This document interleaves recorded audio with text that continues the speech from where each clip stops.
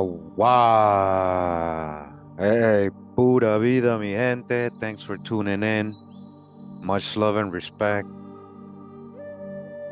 Yeah. Hopefully we got the vibes going, the vibes right.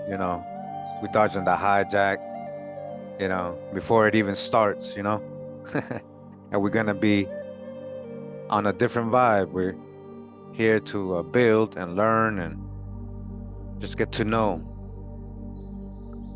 a lot of these nations that a lot of these tribes or clans, the names are not familiar to a lot of people. So we continue this series where we've been doing and learning about a lot of these nations, indigenous nations of the southeastern U.S. We've been doing it in alphabetical order. And we're going to continue today. This is part 5. We're going to do, starting off at the letter I. We left off at H. So that's what we're going to do. Welcome, welcome. Appreciate everybody in the live chat. Live chat.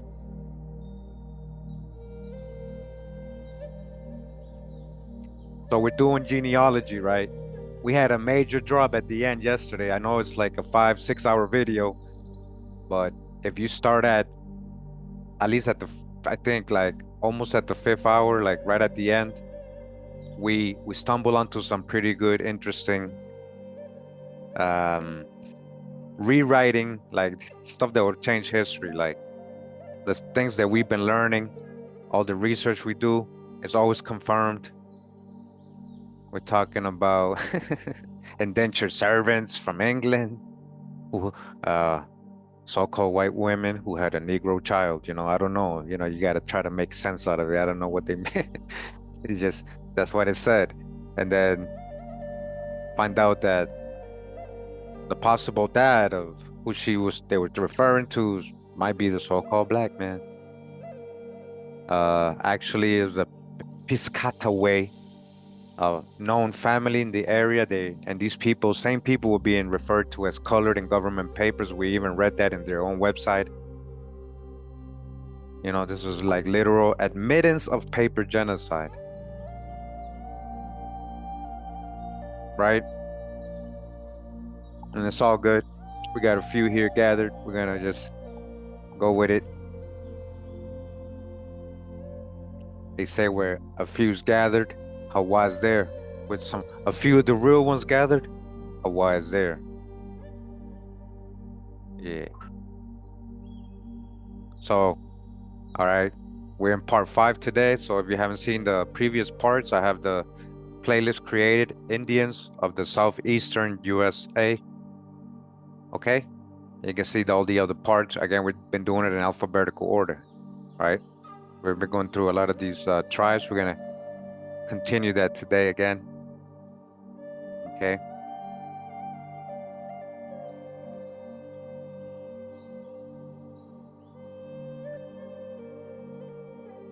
And once again, we're in the book The Indians of the Southeastern United States, John R. Swanton, the author. Classics of Smithsonian Anthropology. Go to page about 140.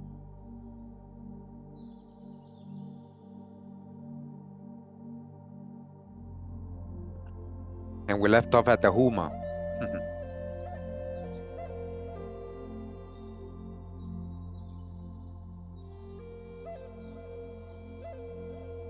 So it says here the Ibitoupa. So again, we're doing genealogy, right? And you're like, oh yeah, my people are from this area of the Southeast, or from this area, Louisiana, from this area, Mississippi, Alabama, wherever. So pay attention where these people were living their home in general,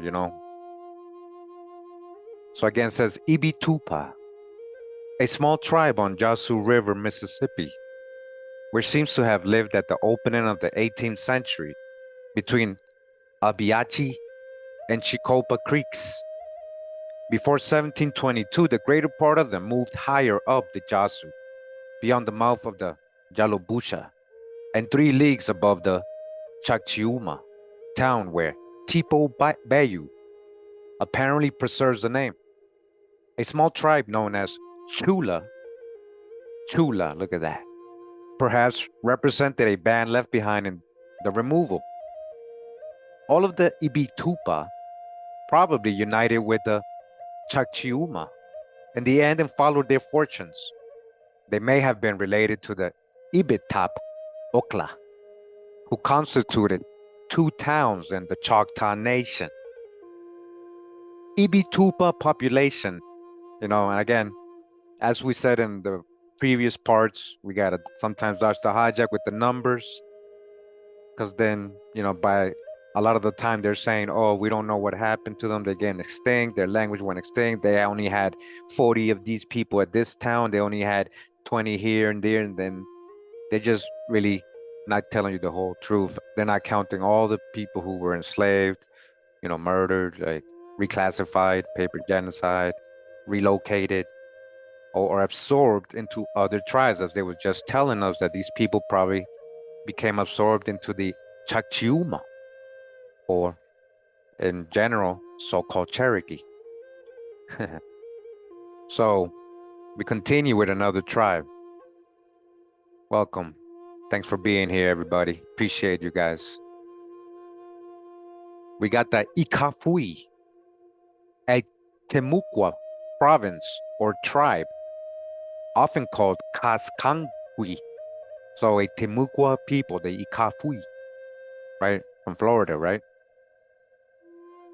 Or confused with another province, so-called. It lay between the Timucua and Guale people, probably on the mainland, and consisted of 7 or 8 towns. It was visited by the missionary at San Pedro Takatakuru, Cumberland Island. All right, that's the Icafui. We got the Iroquois, it says here, but they're actually talking about the Nottoway. So we're gonna get to them today too. So it says Jeaga, or probably pronounced as Haya, Heya, Heyaga. Oh yeah, that's the real way. The Heyaga, Haya, Heyaga in English. A small tribe about Jupiter Inlet on the east coast of Florida, which seems to have been mentioned first by Fontaneda. We hear little of it afterward until 1699, when the narrative of the Quaker Dickinson gives us a glimpse of the tribe under the name Hobie. That's what the Quakers said, huh? Subsequently, it probably united with the other East Coast tribes and removed to Cuba. What? Listen, the Florida tribe removed, they didn't say they went, removed to Cuba, conjecturally in the year 1763. And it says, see the Ais, which we got on part 1 of this series. If you want to know about the Ais and what happened to them too, many of them, I think, ended up in Cuba. These are North American Indians, right? From the mainland being sent to the Caribbean. This is what's really happening. That's what I'm saying. They're not counting all these people. They're like, oh, the numbers. So when they're saying the Jeaga population, beyond the fact that this tribe was very small, yeah, sure it was. If you're comparing them with the Ais, they're pretty big. We have no information regarding its numbers. You see, that's the hijack right there. That's the hijack right there. You don't want us to know how many of those people you probably enslaved and reclassified.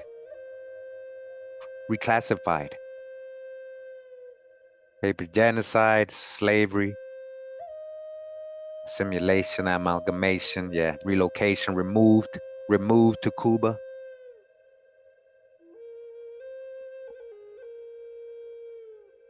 Welcome. Thanks for everybody tuned in the live chat.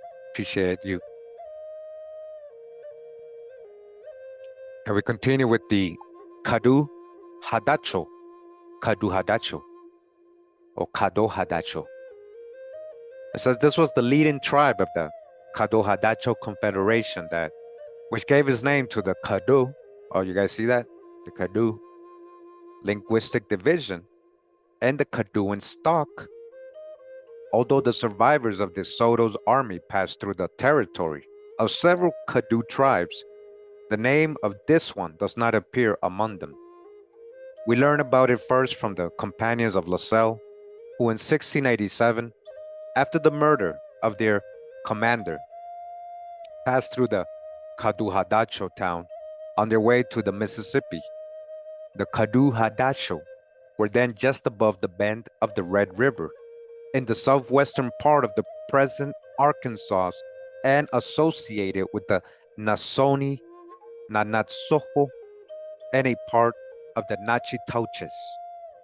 Later, several French explorers reached them from Louisiana via Red River.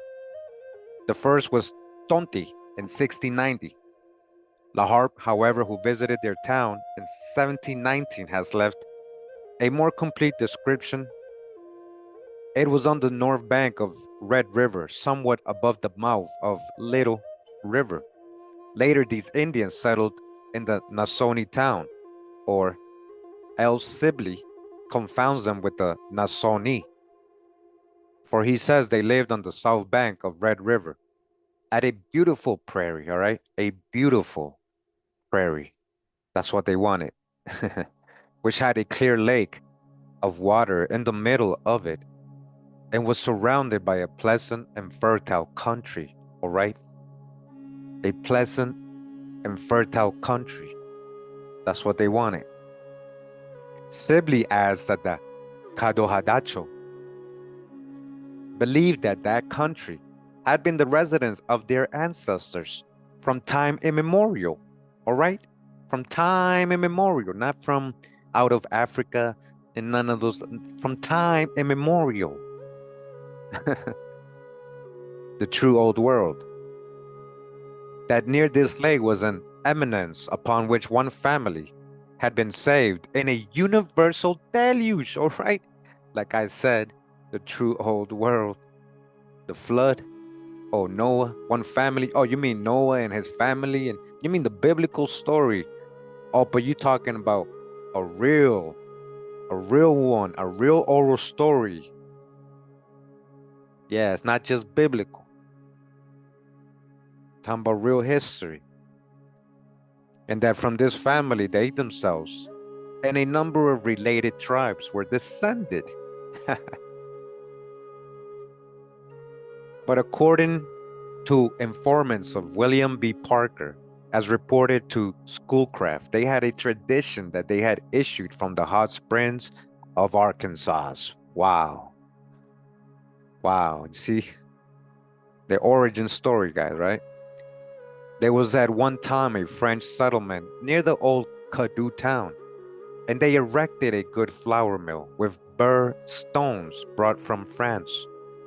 About 1780, however, they abandoned the place and settled near Campty, Louisiana. A part of the Kadohadacho settled lower down Red River on the east side, but their enemies, the Osages, fell upon them, slaughtered a great many, and drove the rest away. All right, tribal warfare. It was then probably that they moved to a point on Soto Creek, 35 miles west of the main channel of Red River.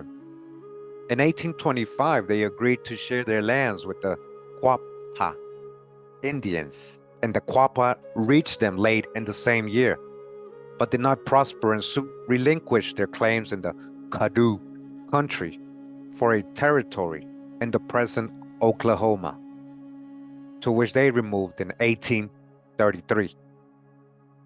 2 years later, the Kadu Indians surrendered all their lands within the boundaries of the United States and removed into Texas, then a part of the Republic of Mexico, all right? That was Mexico. Their subsequent history has been given under the heading Kadu. So the mother, I guess, or the head nation that the Kaduan language and Kaduan different tribes, they're telling you the Kadohadacho was that was the main one, and then from there it was split.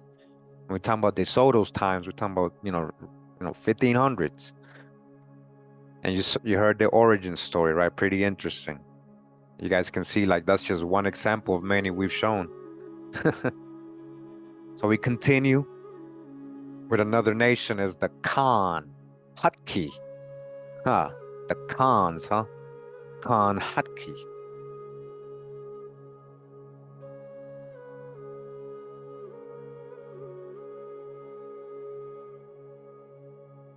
Says the history of this town is an almost perfect parallel of that of the Fuzhatchi, one of its nearest neighbors.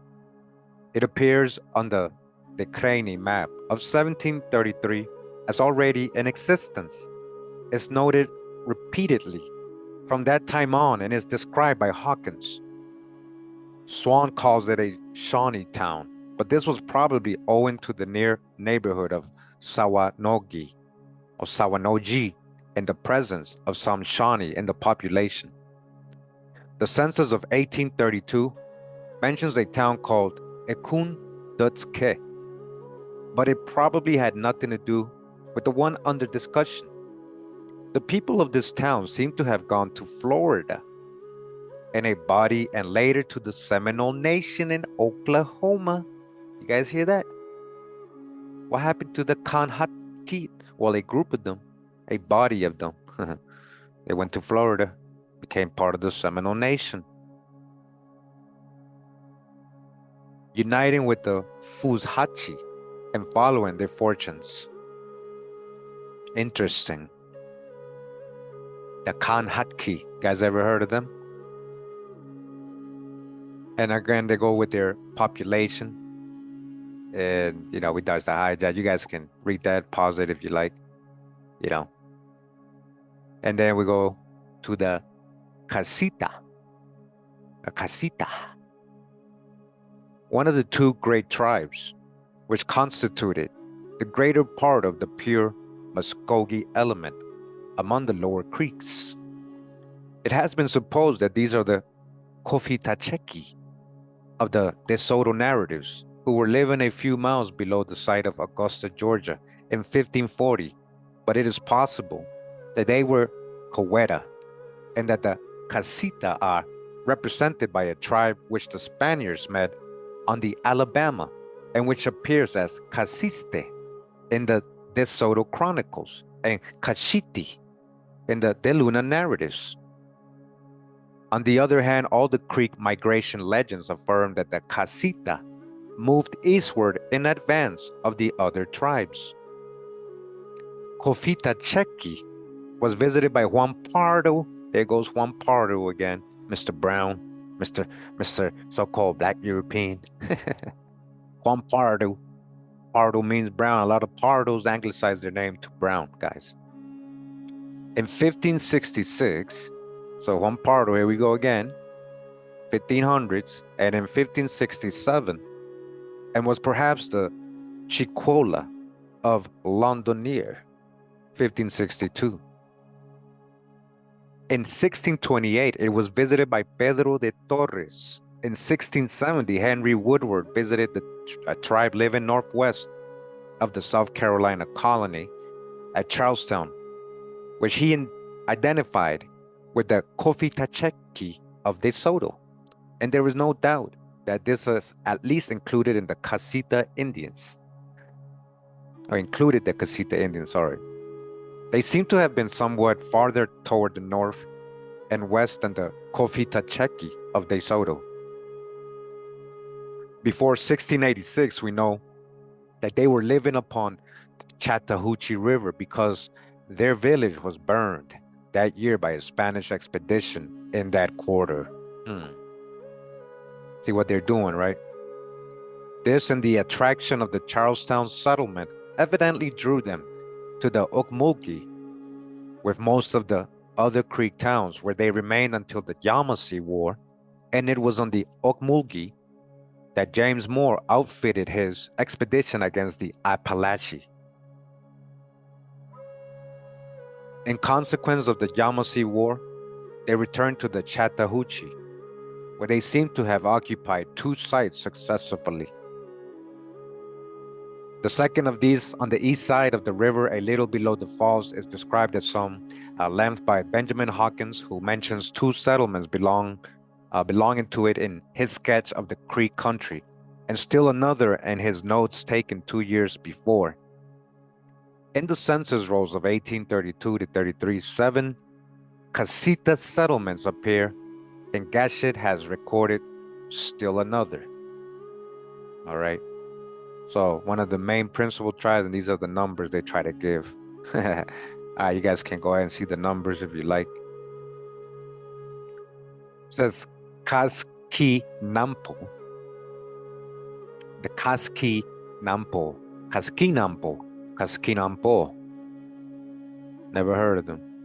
It says here a tribe which appears first in history in 1541 in the De Soto narratives under the name Kaskin or Kaskin.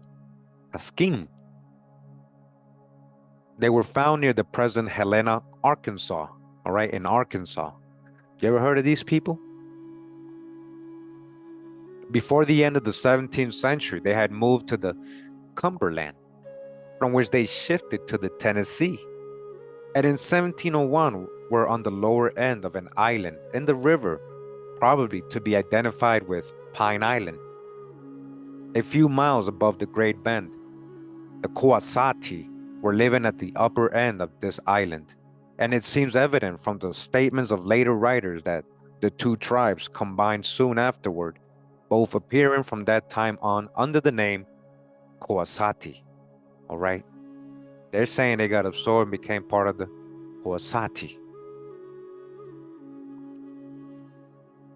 And then they go with their population. Says an early French document probably basing its information on a visit made to this tribe in 1701 by some Canadians gives the number of words as 150.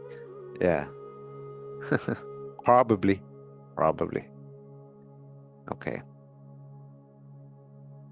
And we got here the Kealedji.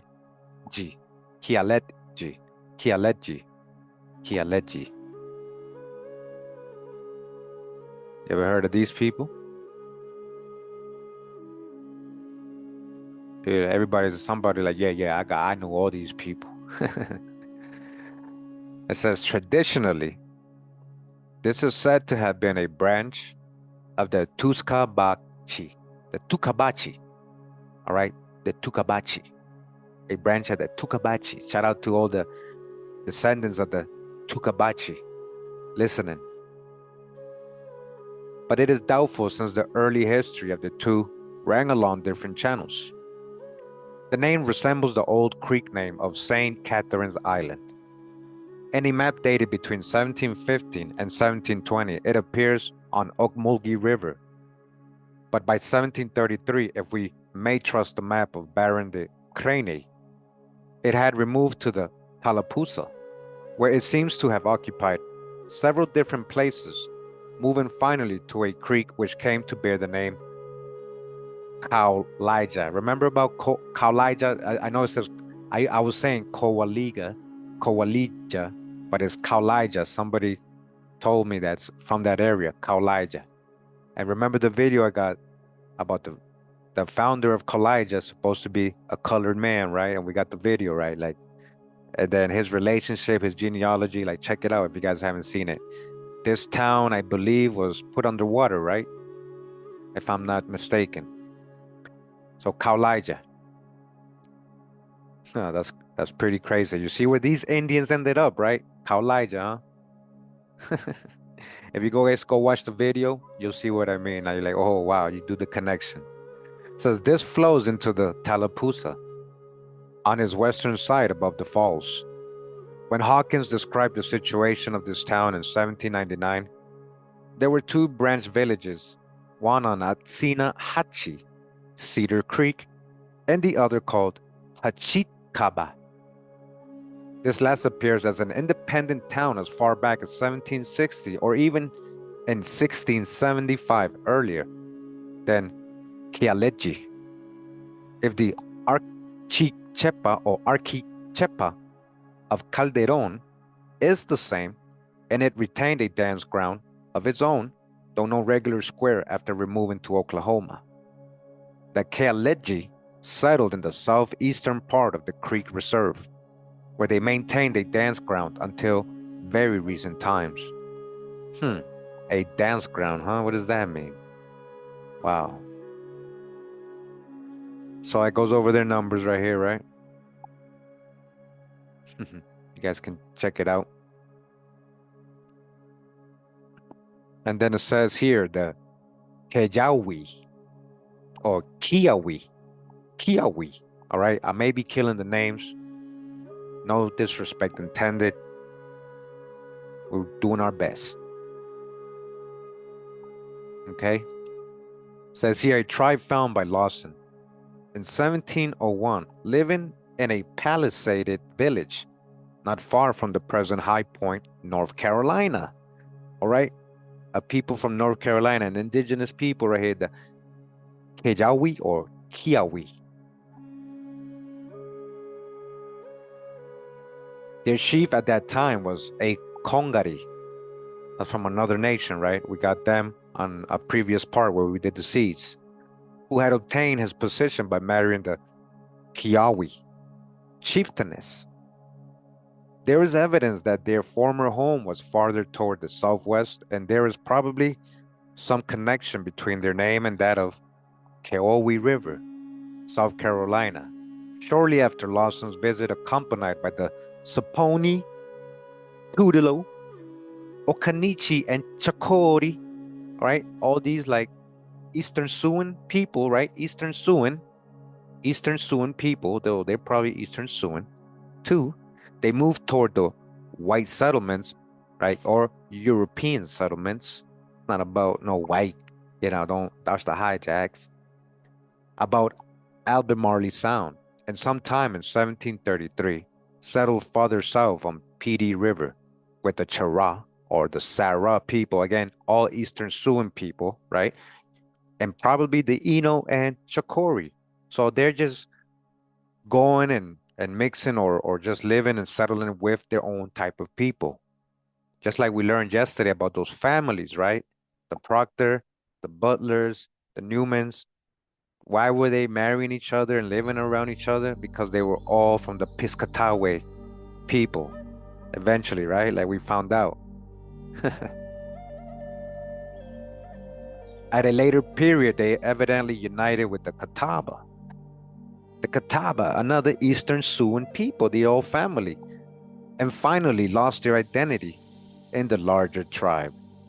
So they might have become eventually known as Catawba. Though some are probably perpetuated in the so-called Croatans. Yup. Yo, shout out to Keyauwee. All right. Yeah. The Kiwani population. So again, Eastern Siouan people, a lot of you guys have these ancestries, trust me.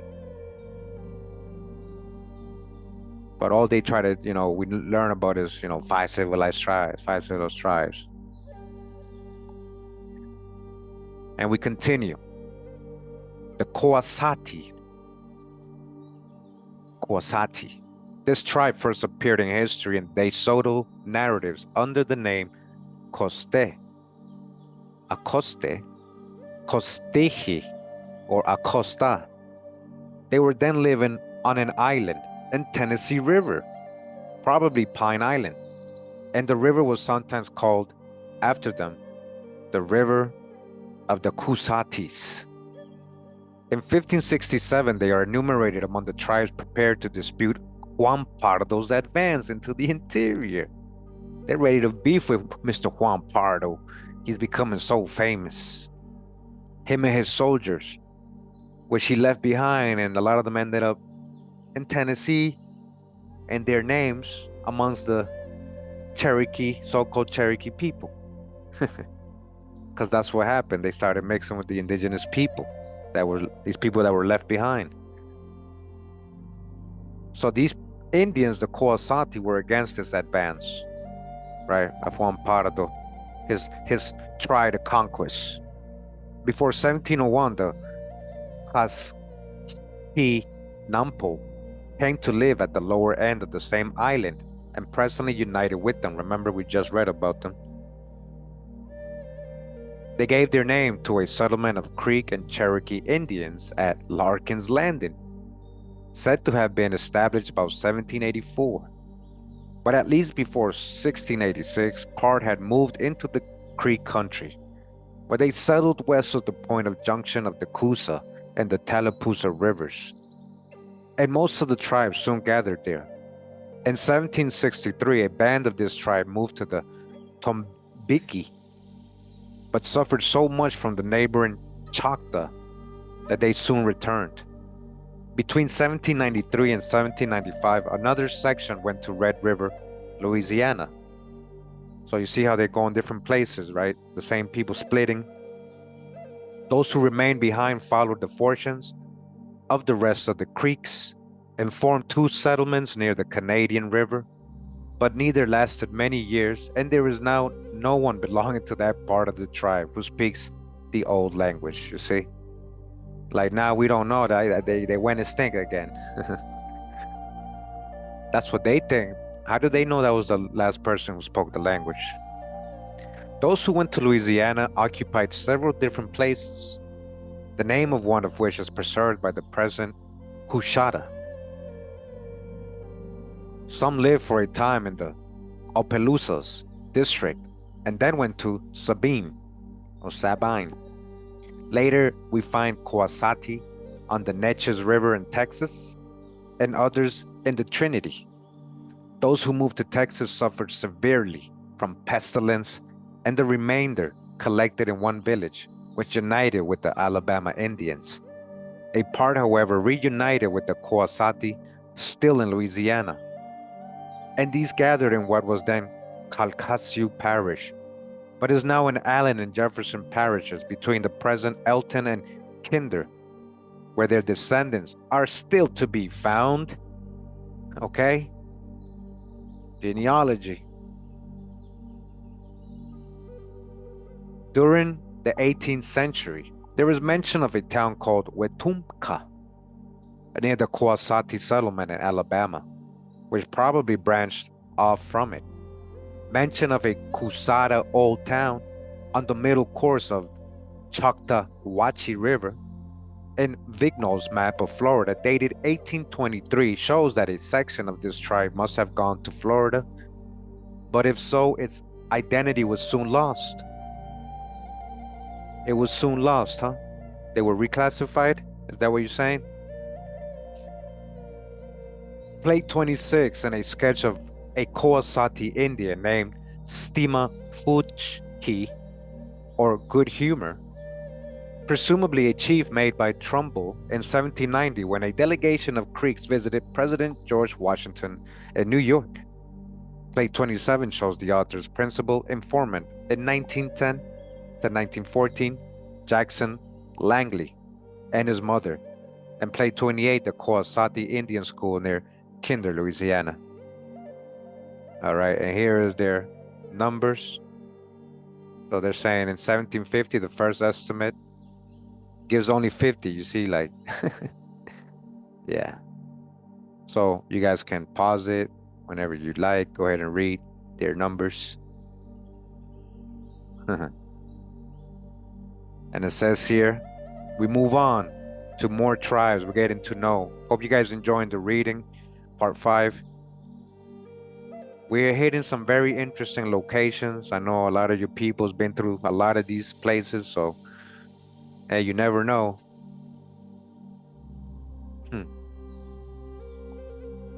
Welcome.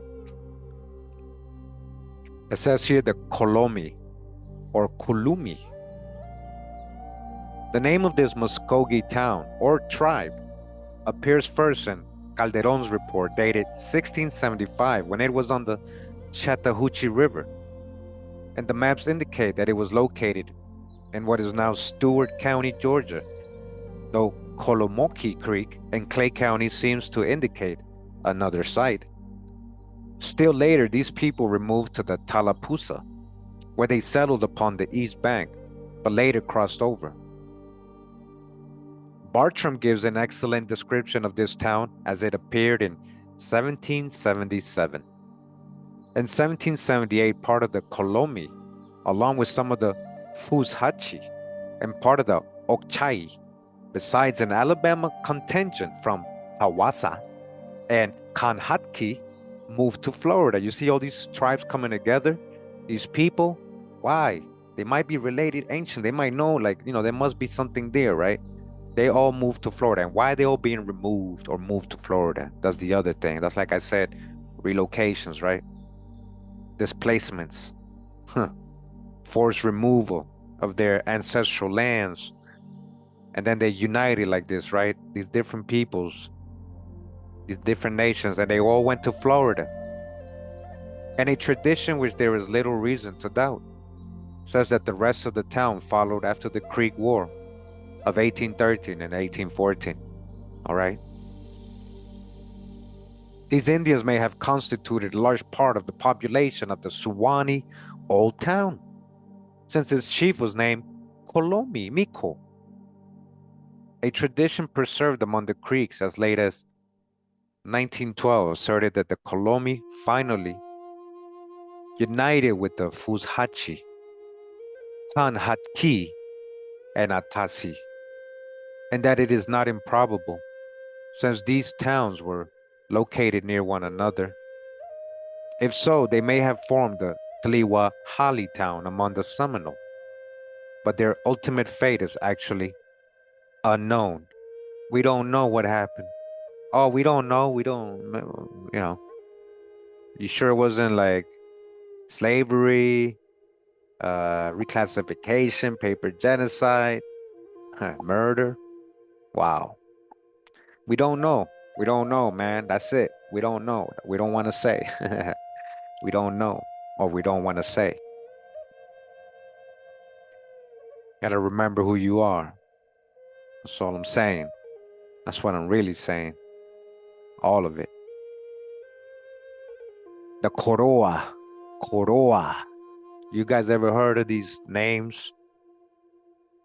It is possible that this tribe appears in De Soto's narratives as the Coligua or Coligoa, discovered somewhere in Arkansas. All right, Arkansas. Probably at Little Rock in 1541, Little Rock.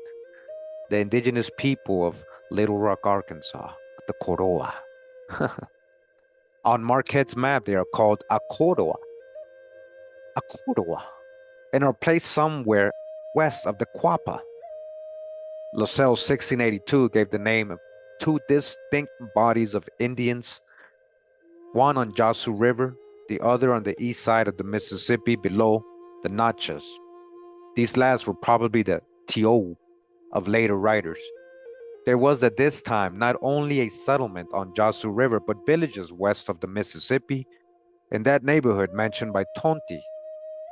Bienville was told of such a village, but did not enter it, and we hear of a river, Koroas. The Koroa east of the Mississippi seem to have spent much of their time along the Great River itself. The Great River, right? That's literally what Nile, the Greek word, the Nile, like the Nile River. Nile means Great River. The Great River. The Great River, and Mississippi means Great River.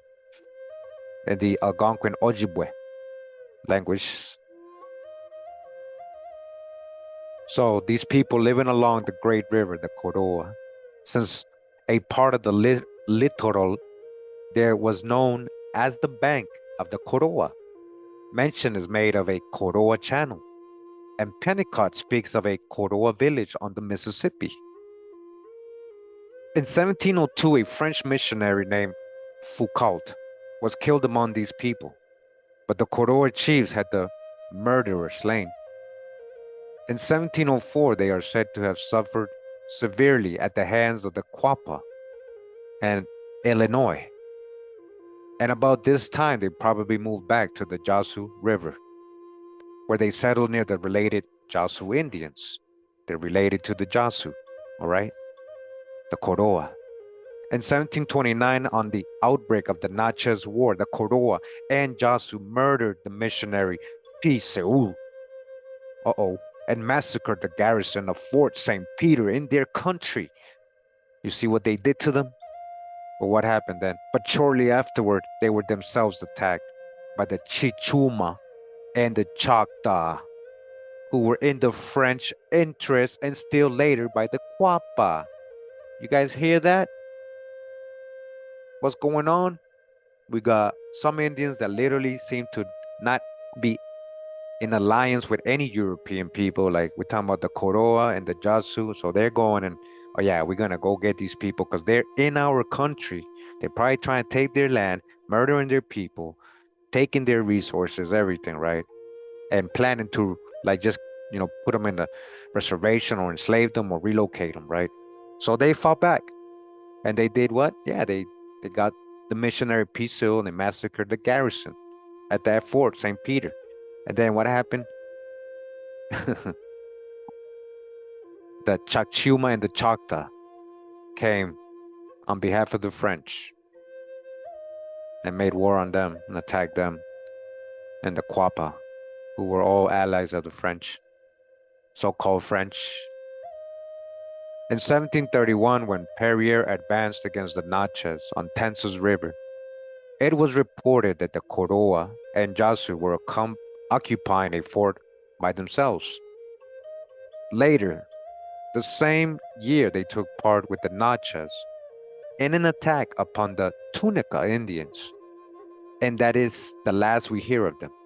So then they got with the Natchez. The Natchez, if you're hooking up with the Natchez, because you got the Natchez, yeah, they were like, you calling them a tribe, right? But they were more like the warriors of the Muskogee people. Like they were a warrior people, warrior tribe, warrior nation, warrior clan. They were like the soldiers. So when you're hooking up with the Natchez to go to war, that's some pretty, they trust the Koroa, huh? And they're going against the Tunica, most likely not because only as tribal beef. Most likely the Tunica are also an alliance with the French. And that is the last we hear of them. They say that's the last time we hear them. So they just disappeared after that. So after that war they went to with the Natchez against the two, they just disappeared. They just disappeared, right?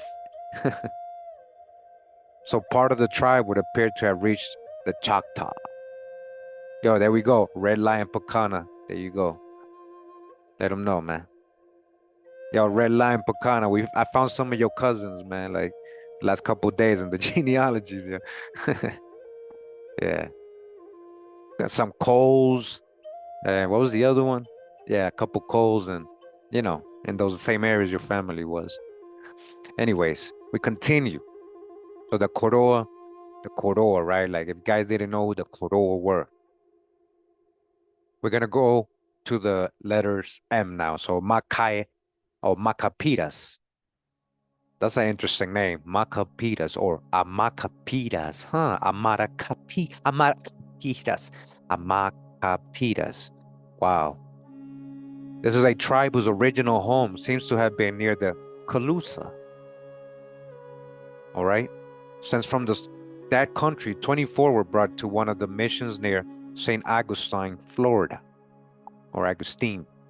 Before 1726, along with Posoye or Pohoy Indians, all right?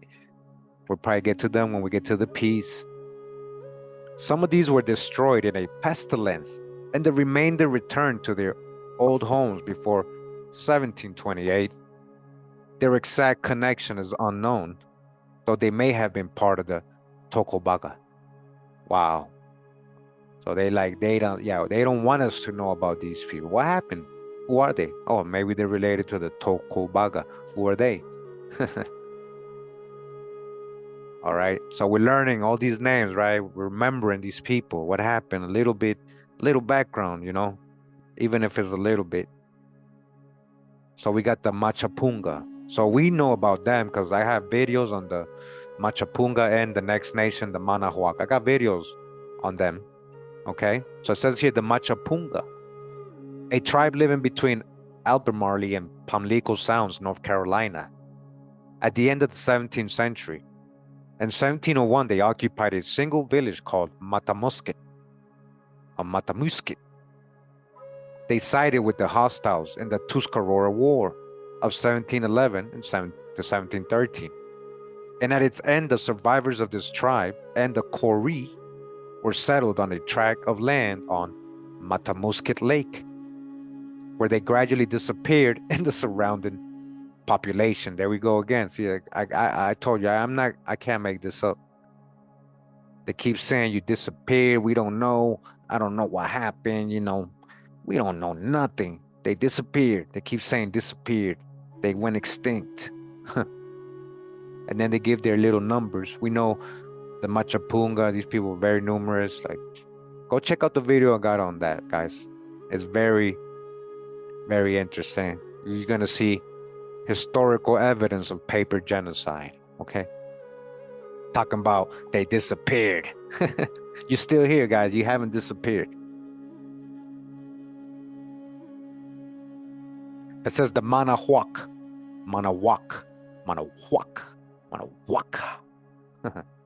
This tribe or small confederation lived in 1607 in the Piedmont country, about the upper waters of the Rappahannock River, Virginia. In 1654, perhaps owing to attacks by the Susquehanna Indians, they moved south along with the Tutelo and settled near the falls of James River, all right? Most likely talking about probably an Eastern Sioux people. This movement terrified the white colonists, or the European colonists, to such an extent that they sent a body of troops assisted by Powhatan Indians against the intruders. But the Allied force suffered a severe defeat, all right? The Manahoac, or a part of them, seemed to have settled on and given their name to the Mohawk Creek, a southern affluent of the James, where they were found by John Lederer.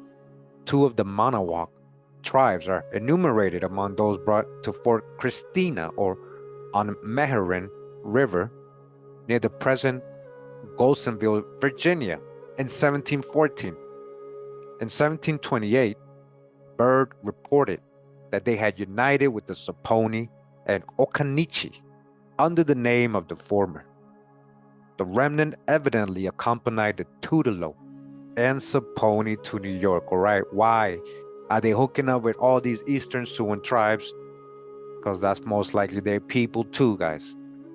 And, when you think about it as Indians, but the names, right, that are following these people, the last names, and you see these migrating patterns, certain families moving certain places, it's for a reason. This is what I was saying yesterday in the genealogy. And it turned out to be true. The Manahoac. Yeah. Now we continue in the M's. So again, hope you enjoyed the presentation, the reading, getting to know different nations, right, of the Southeast.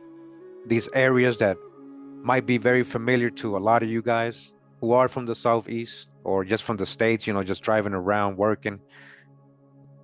You might know these areas. So these are the people from these areas. This is some of the history. This is not all the history, but some of the history of the movements and these people who they might be related to, where they might have lived. So, we pull out the babies and we dodge the hijacks. So Meherrin. This tribe was found by the Virginia colonists on the river of the same name. Edward Blondie and his companions visited them in 1650, calling them Maharinek. They are noted later in 1669 as the Menheiriks. After the disruption of the Susquehanna Indians about 1675, a part of them seemed to have joined this tribe. A part of them joined the Susquehanna, giving rise to the belief that the latter were all of Susquehanna or Conestoga descent. But that wasn't the case, right? In April 1728, Byrd learned from 3 Meherrin Indians that they had deserted their ancient town near the mouth of the Meherrin River for fear of the Catawba. Oh, the Catawba boogeyman. Yeah, you don't want to mess with the Catawba warriors who had killed 14 of them on the east side of Chowan. Tribal warfare. In 1761, the southern Tuscarora, Meherrin, and southern Saponi were on and near Roanoke River, and the Meherrin probably united ultimately with the first name, right? With the who? With the Tuscarora, probably they're saying. And they go with their numbers again. And we dodge the hijack again. Estimated, probably, yeah, okay. We continue with the Michigamea. Michigamea. Wow, that's almost like Michigan, right? Michigan. Michigamea. Michigan. Miski. Mechi. Moise. Meshi Moise. Meshi. Michitling, huh? Who led the so-called Mexica people to the promised land? Michitling, Michigamea. The old country of this tribe was about the headwaters of the Sangamon River in Illinois.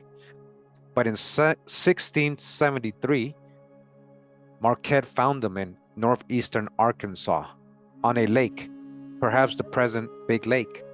Though the disturbances created by the earthquake of New Madrid, listen, wow, I didn't know they were going to talk about this. This is an earthquake they hid from us in history, guys. It was a major cataclysm that happened in the Americas. So listen, with the disturbances created by the earthquake of New Madrid, the New Madrid fault line and going under the Mississippi and everything, may have changed considerably the topography in this section. Listen, in Arkansas, near Big Lake, toward the end of the 17th century, they were driven out of Arkansas by the Quapaw or Chickasaw and joined the Kashaskia. All right, we read about them in the territory of the present Illinois. Duprat says that they united with the Quapaw, and a part may have done so. The name of the tribe appears as late as the year 1818, but they must have lost their identity by the middle of the 19th century. But they what? Say what? But they what? But they must have what? Lost their identity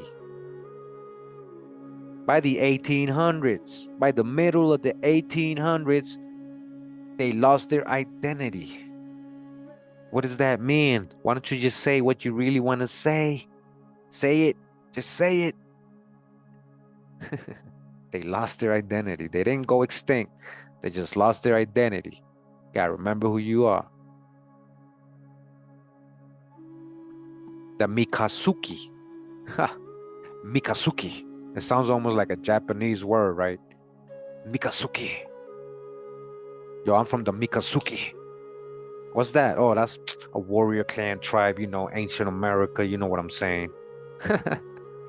That sounds pretty badass, yo. Mikasuki. I might be saying it wrong. The Mikasuki. A prominent Seminole tribe. What came first, Seminole or Mikasuki? The word, I mean, like, what's more original? So a prominent Seminole tribe composed of Indians speaking the Hichiti language, ancient, but according to their own tradition, an offshoot of the Chiaha, since they seem to have belonged to the Red Division of Creeks and Seminoles. The Red Division. This origin is more likely than another, which traces them to the Sawokli. They first received historical mention toward the end of the 18th century. Hawkins enters them in a list of Seminole towns made in 1799.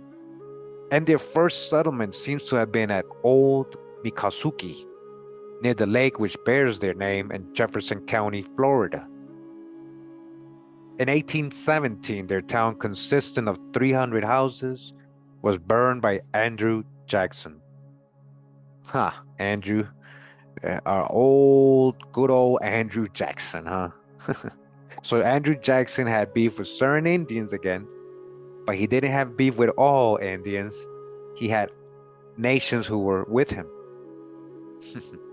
They proved to be among the most bitter opponents of European intrusion in Florida, sustained more than their fair share of the brunt of the Seminole War, and a part retained their identity to the present day as the Big Cypress Band. Another part moved to the west and retained a square ground of their own in the Seminole Nation as late as 1912. All right, so yeah, what about the rest of them?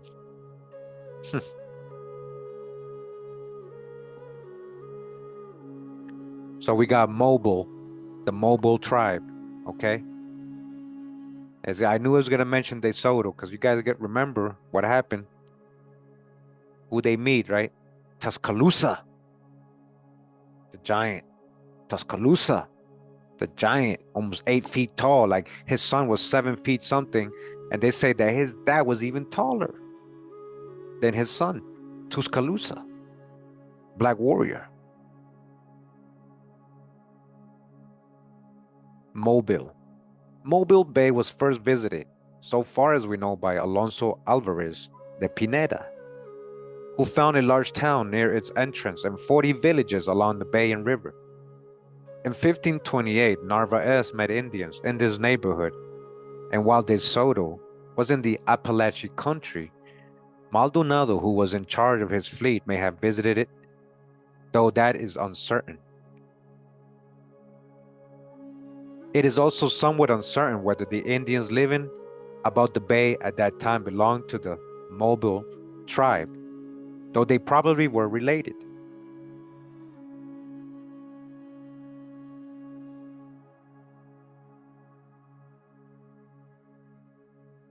Hold on, guys. Sorry.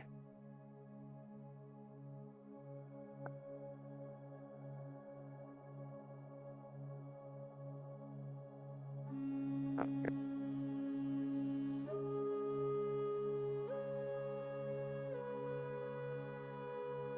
All right, my fault.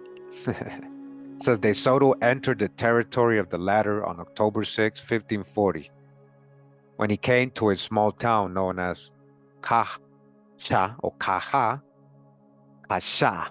right? That's how you say it, Kasha, on the east bank of Alabama River. On October 10th, the Spaniards reached the residence of the famous chief Tuscaloosa. There you go. I know my history, guys. Tuscaloosa, the giant, the Black Warrior. That's what Tuscaloosa means. And he was a giant, guys.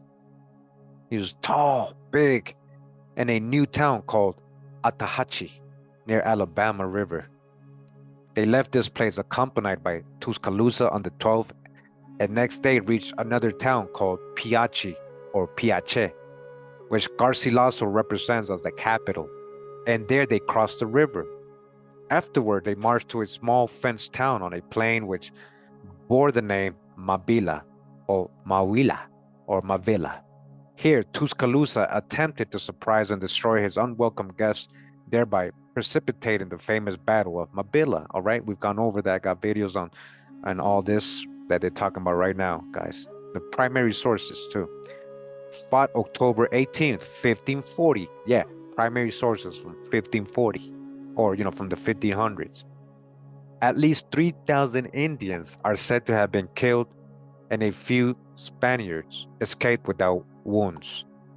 Their losses were so great that they did not resume their journey until November 14th.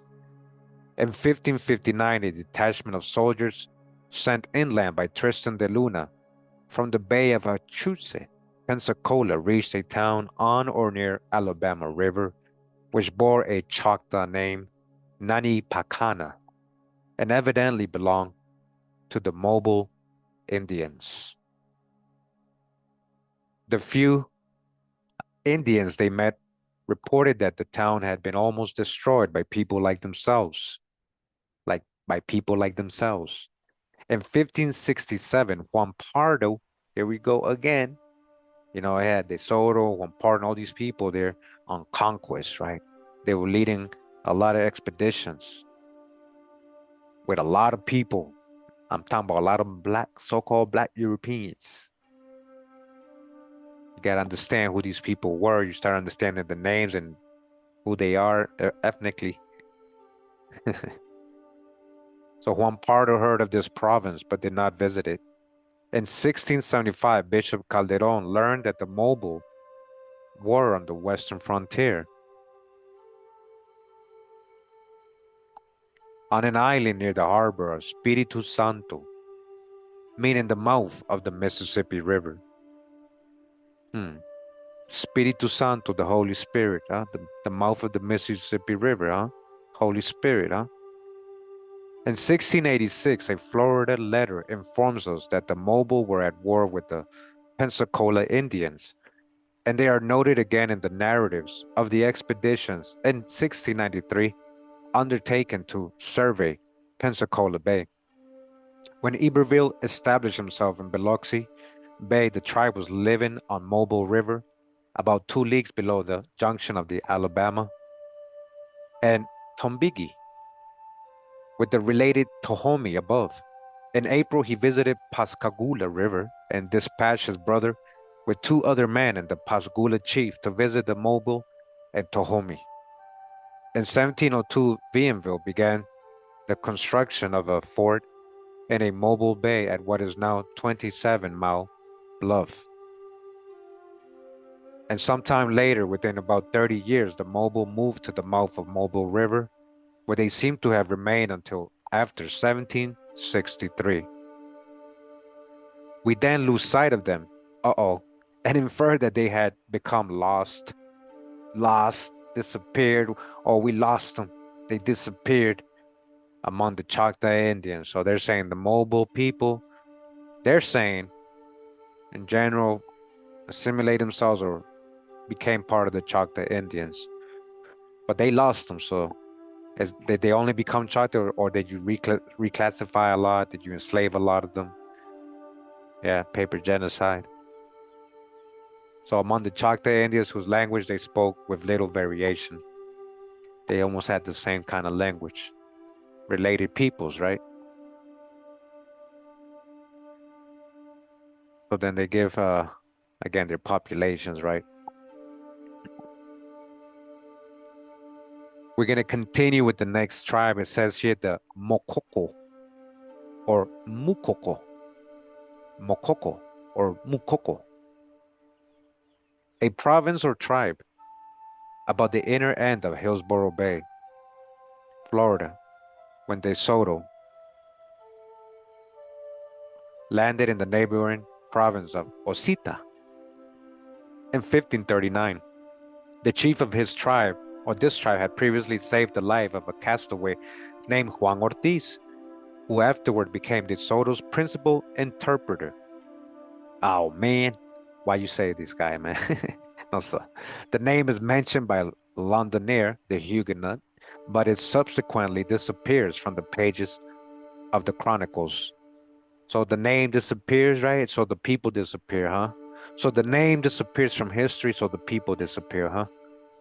They became extinct. They just disappeared, poof, into thin air like magic.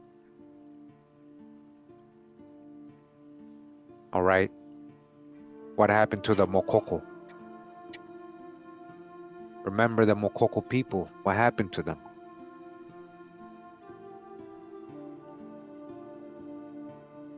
And we're going to continue, says here, the Monacan.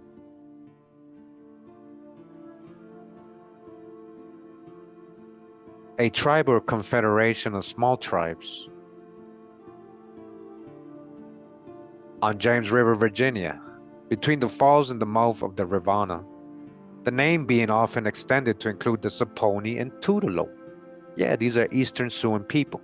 Another one, the Monacan, with their related nations, the Saponi and Tutelo, on the higher reaches of the two rivers. They were first noted by the Virginia colonists in 1607, and the following year, Captain Newport visited 2 of their towns. The village nearest the falls was known as Moemcho, and is the one to which the term Monacan is usually applied.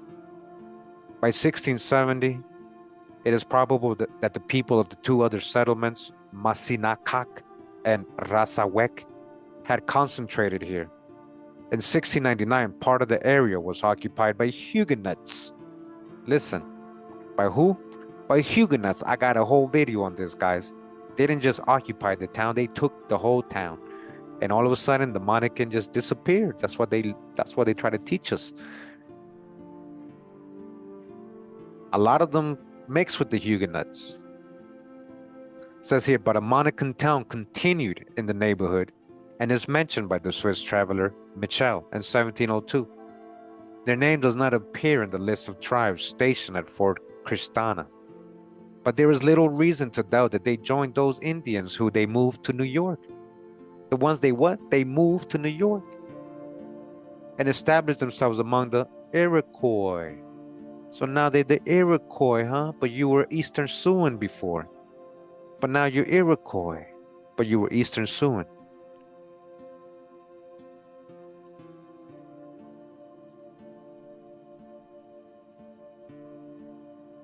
All right, we continue with the Moneton. Moneton. Moneton or Moneton.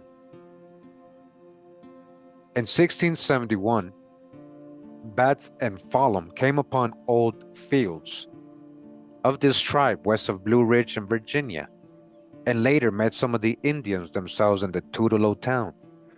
But the only European man to visit their village was Gabriel, in 1674. Then they seem to have been living on Kanawha River, West Virginia. Whether they afterward joined the Tutelo, as seems most probable, or moved farther west is unknown. The Tutelo, the Eastern Siouan dialect. The Moratok. All right, we continue. So look at this Moneton population, sorry. It says, Arthur speaks of the town as a great and says that a great number of Indians belong unto it. So you see, very populous, a great town.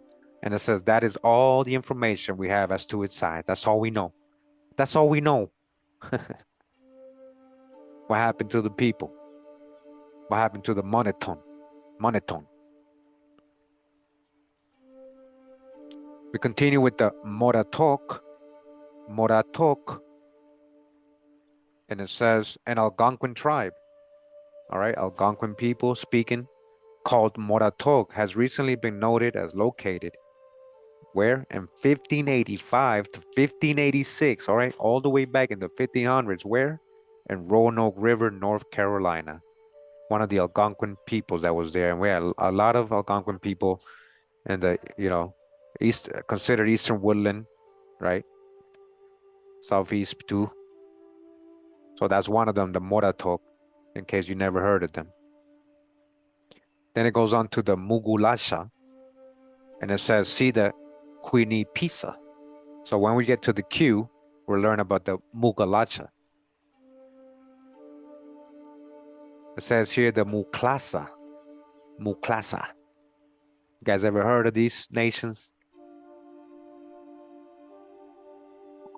It says this was a town affiliated probably either with the Alabama Indians or the Koasati, right? We just read about them.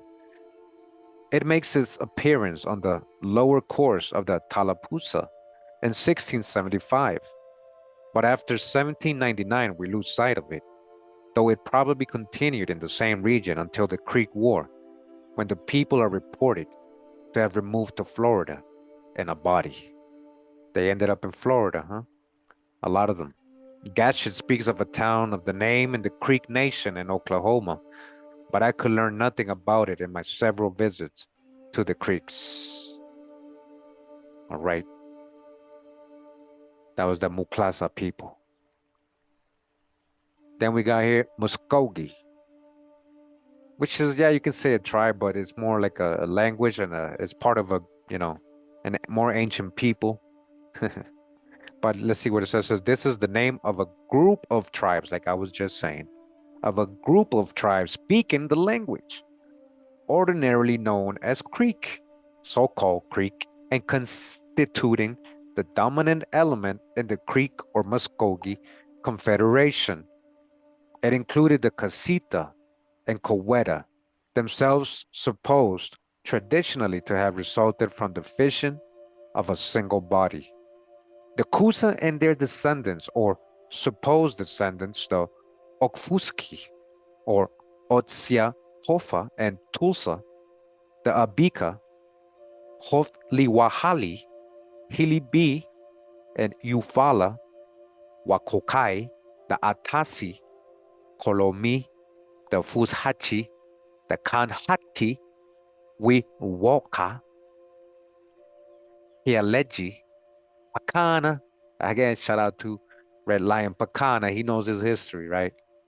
Okchai and Tukkabachi. All right. You see all these related peoples. And guys, we've already read about a lot of these already in this series, right?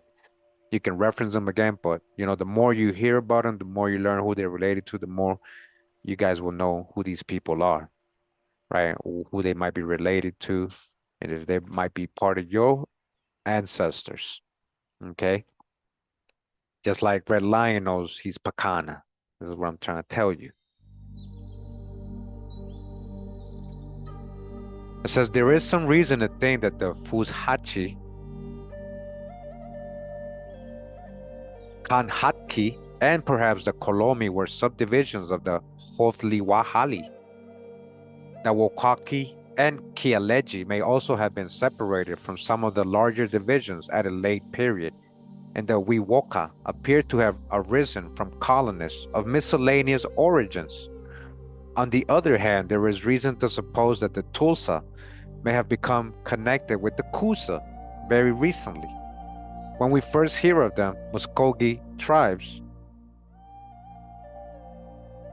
were the predominant and almost the sole people on the Coosa and Tallapoosa rivers and about Augusta, Georgia. They were dominant apparently on the Georgia coast, and there seems to have been a tribe of this connection on Flint River, with perhaps another on the Tennessee. The Confederation evidently existed in some form at that time.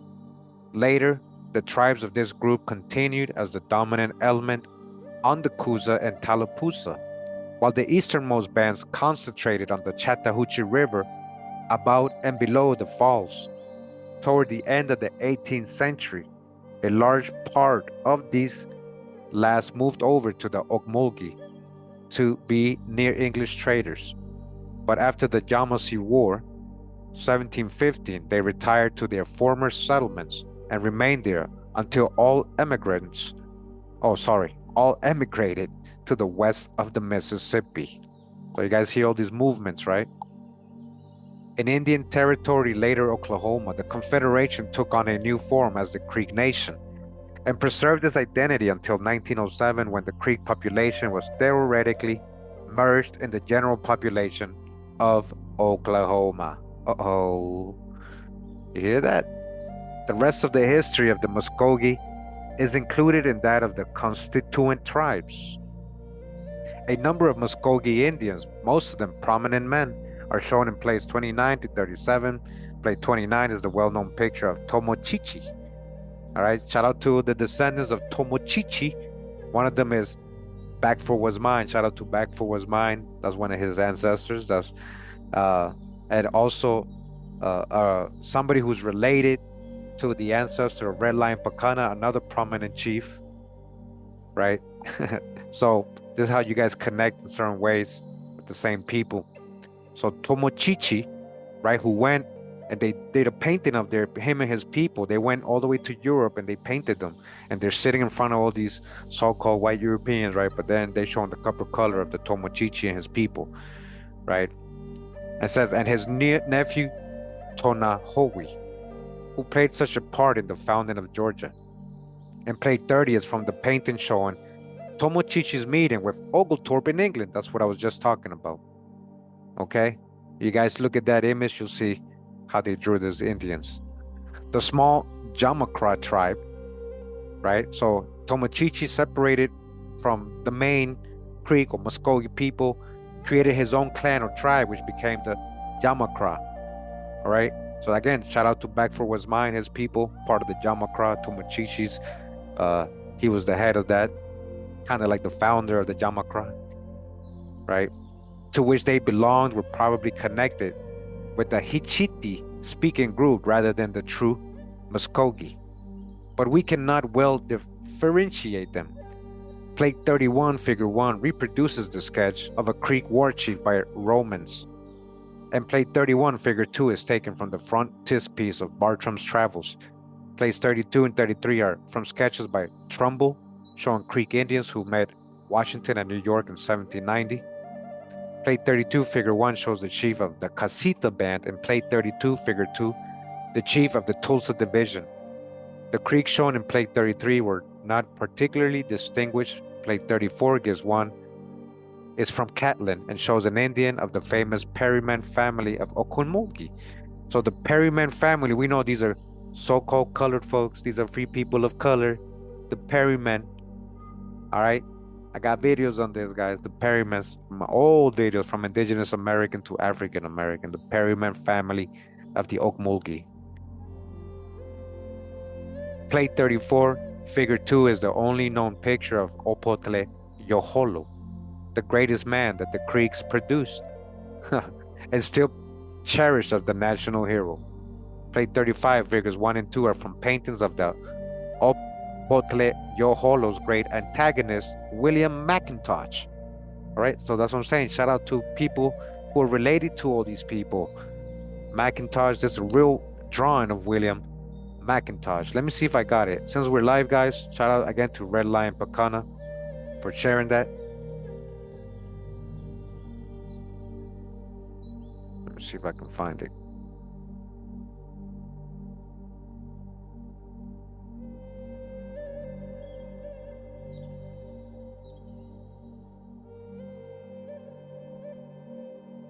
Yep, I don't have it in my computer, or at least I don't have it. But I'll go ahead and show it. I'll post it somewhere. I'll just show you in the next episode what I was talking about. All right, a real drawing of him, not the ones they show you in Google of William. He was he was Indian, but he had black, Scottish, European ancestry too.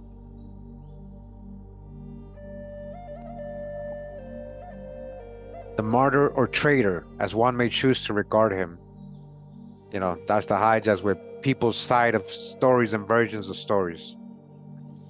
The first by King and McKinney and Hall's collection, and the other by Washington Alston in the state capitol at Montgomery, Alabama. Whether he was or was not too good a friend to the European men, to have been the perfect friend to his own people may still be a matter of discussion. Exactly, that's what I was just saying. Depends who's telling the story. What side are you on or bias on? Another friend of the Europeans was T. Pucci Barnard, chief of the Yuchi, shown in plate 36, figure 1. The Creeks shown in plate 36, figure 2, and plate 37 were for the most part men of mark in the troublous transition period in the first half of the 19th century. Plates 37 and 38B show the older and later. All right, so I mean, I could have skipped all that, but we read it anyways. And here's their numbers, and now we're talking about, so again, people being reclassified, enslaved, paper genocide, all that. All right. So we move on to the letter N. All right. And we're going to learn about some tribes that start with the letter N.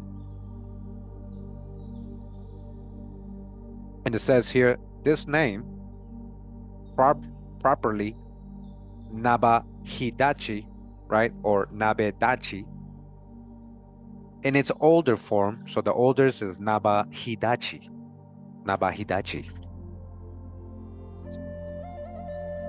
seems to have referred to salt, and this is also the meaning of the name Nahuatex, equivalent to English Nahuatesh, which appears in De Soto's chronicles as that of a tribe living on Red River, near the present Shreveport.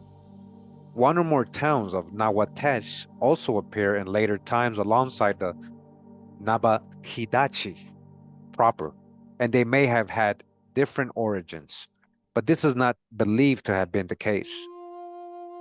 At the end of the 17th century, Nabedache proper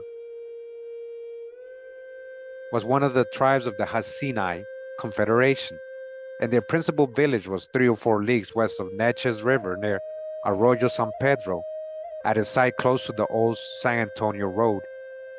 La Salle passed through this village in 1686, and the next year, Joutel found another allied with it, 15 leagues to the northeast.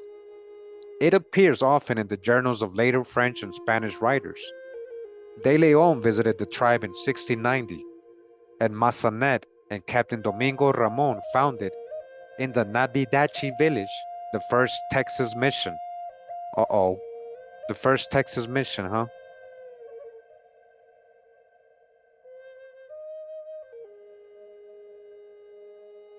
San Francisco de los Texas, or Texas, right?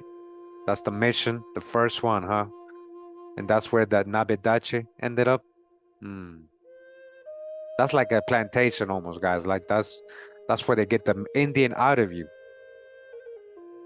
So this is what was going on in the more western areas of the U.S. A lot of missions, you know. A few months later, the second Santissima, Nombre de Maria, was established nearby. So also happened where a lot of the Spanish and French ended up like in South and the Florida, and this is before the 1600s, right? They had missions there as well. In 1693, the mission was abandoned, and when it was restored in 1716, it was placed near the Nechi village on the other side of the river. In 1751, the Nabedache took part in a gathering held for the purpose of killing all Spaniards in eastern Texas. You guys hear that? Killing all the Spaniards. They were like, all right, we're just going to get rid of all of them. But the French commandant at Natchitoches, St. Denis, prevented the execution of the design. Oh man, he snitched. The French, so-called French. In 1778 or 1779, they suffered from a serious epidemic and not long afterward moved higher up Neches River. In the 19th century, they shared the fate of the other Caddo tribes, and ultimately all moved to Oklahoma, where their descendants now live. Are they all there? Are you sure they're all in Oklahoma? The Nabedache, huh? And we move on to the Nacachao. Nacachao. One of the constituent tribes of the Hasinai Confederation, whose village stood at the end of the 17th century just north of that of the Nechi and on the east side of the Neches River. According to Domingo Ramon, it was in their village that the mission of San Francisco de los Texas was placed when it was restored in the year 1716. It soon came to be called San Francisco de los Neches, and the Nacachao were probably absorbed in the Neche tribe. Wow. Like people we like really never hear about, you know? And then what happened to them there in that mission? What happened to them after that? Yeah. No figures are available for the Nacachao population. No figures are available. We kind of enslaved all of them, reclassified all of them. We took the Indian out of them. Don't worry about it. We did the mission. We completed our mission. You get it? The Nakanish. The Nakanish. What if you switch the C for a G? The Nagani. Yeah. This tribe appears in the Soto narratives as Lakani, Elvas, Lakami, Biedma, and Guancani, Garcilaso. The Spaniards under Moscoso encountered them in 1542 in northwestern Louisiana or northeastern Texas, southwest of the present Shreveport.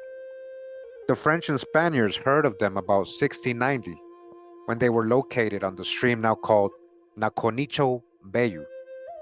The name is also given as Nacao. Wow. Almost like the princess of Haiti, right? Nakaomi, something like that, Nakaomi. And we have that word here in the indigenous language here in Costa Rica too, Nakaomi. The mission of Nuestra Señora de Guadalupe was established for this tribe, all right? The mission was what? Established for who? For the Indians, not because they wanted to pray and have a place to live.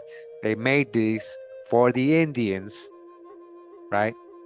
for this tribe jointly with the Nakodochi, and for them too, July 9th, 1716. Soon after this time, they may have moved farther west, since La Harpe in 1719 reported that their villages lay north of those of the Hainai. By 1760, they had concentrated on Trinity River, but remained near the other Hasinai and partook of their fortunes. The Nakono, who were on Neches River in 1691 opposite of the Nechawi, may have been a branch of the same tribe. And again, for their population, no separate figures are available. We don't know. Forget about it. They just disappeared again. They just went. We don't know. We don't know what happened. We don't know how many they were. Yeah, you don't want us to know how many you murdered, enslaved, reclassified. That's what it is. That's what it is, guys. You guys listening?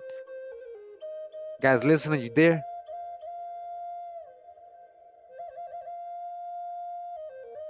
We continue with the Nakodesh.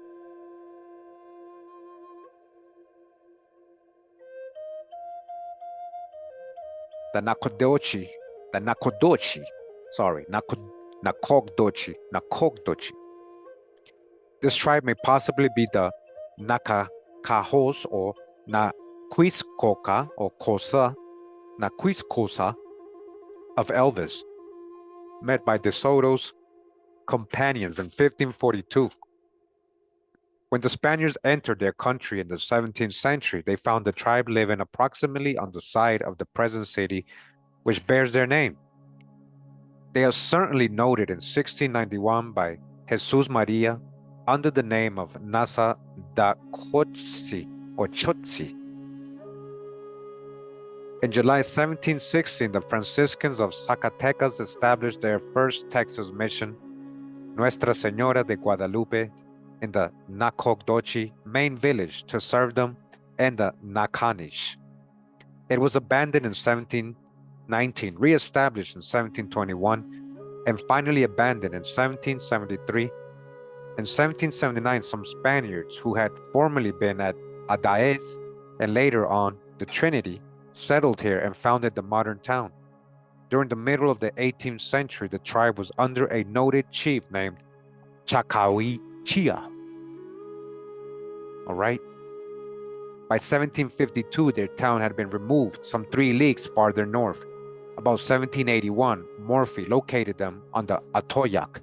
And in 1809, Davenport placed the Nakotochitos on Angelina River, 5 leagues north of Nakotochis. While a Spanish map of 1795 to 1819 places the Nakotochis on the east side of the Angelina, about halfway between the Nacogdoches and the Sabine River. The subsequent history is that of the Kadu as a whole. So what happened after them? You're saying they got absorbed into the Kadu? So this is their supposed numbers, right? Again. Yeah.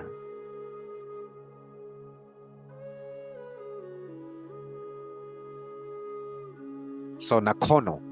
We move on to the Nakono, a tribe of the Hasinai Confederation located in 1691 southeast of the Nechi and Nabedache, and as appears from a later writer, 5 leagues from the Nechi. They were one of the tribes served by the mission of San Francisco de los Texas, founded in 1716. Only a few doubtful references are made to them after this date. You see that? They ended up in the mission, and now what happened? They disappeared, right? Their subsequent fortunes were the same as those of the remaining Kadu. Huh.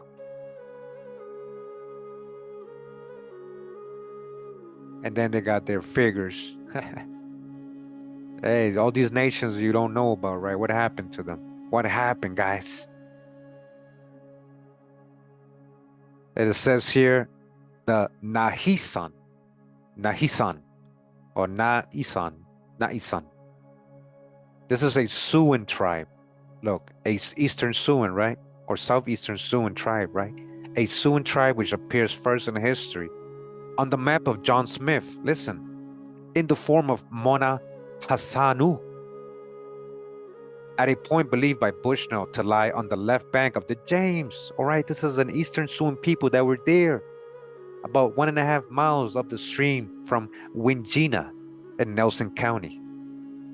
Edward Blandy and his companions who crossed the Virginia into eastern North Carolina in 1650 found the old fields of Manx Nesonix, southwest of the present site of Petersburg, from which it would seem that part of them lived farther south at one period. In 1654 to 56, they and the Manahoac, who had probably been driven south by the Susquehanna Indians, settled near the falls of James River, alarming the Europeans to such an extent that a force of colonists was sent against them, along with some Powhatan Indians, right, who were alien with the Europeans against them, along with Powhatans under their chief Totopotamoy. The Allies were badly defeated, but there seems to have been no effort on the part of the Siouans to enter the Tidewater country, and indeed they appear to have moved farther west. All right, this is what I'm saying. A lot of the Powhatan tribes with the Algonquin tribes beefing, or vice versa, or the Eastern Siouan peoples beefing with the other tribes. Like, this happened, guys. And they used those beefs when the Europeans got here to their advantages. The more cruel ones, the more, I don't know, because some of them, they didn't do certain things, only in defense. In 1670, Lederer found 2 towns of Nahisan on Staunton River, but one of these was the town of the Saponi, and the Nahisan proper must have occupied the western town, which he calls Pintaje, right? Again, all Eastern Sioux, that's why they're next to the Saponi. A lot of you, the Saponi, a lot of you who say you're Blackfoot, guys, if you think, you're from the Southeast and you say people saying Blackfoot, you might be Eastern Siouan. A lot of these people here, this is what I'm trying to tell you. And the Nahisan proper, Saponi literally means Blackfoot, guys, literally, in the Tutelo language. In 1671, Bats and Falam visited them also and called them Hanataskis, or Hanataskis, or Hanahuskies, guys. About 1675, they and the Saponi moved to an island below the junction of the Staunton and Dan rivers. Their subsequent history is included in that of the Saponi. So they became part of the Saponi. They became the Saponi, see? They became absorbed into the Saponi, which was their own people, even though they, because they were Eastern Siouan, both of them. The name was remembered by Tutelo Indians in New York State in the last century in the form of Yesa, see, as a native term for their own people. So Yesa, right? So Nahi, so Na-isang, so Na-isan, Na-isesa, Na-yesa, Jeshua, Na-jeshua, Jeshua. So we move on, right, to the Nana or Nanatsoho, Nanatsoho.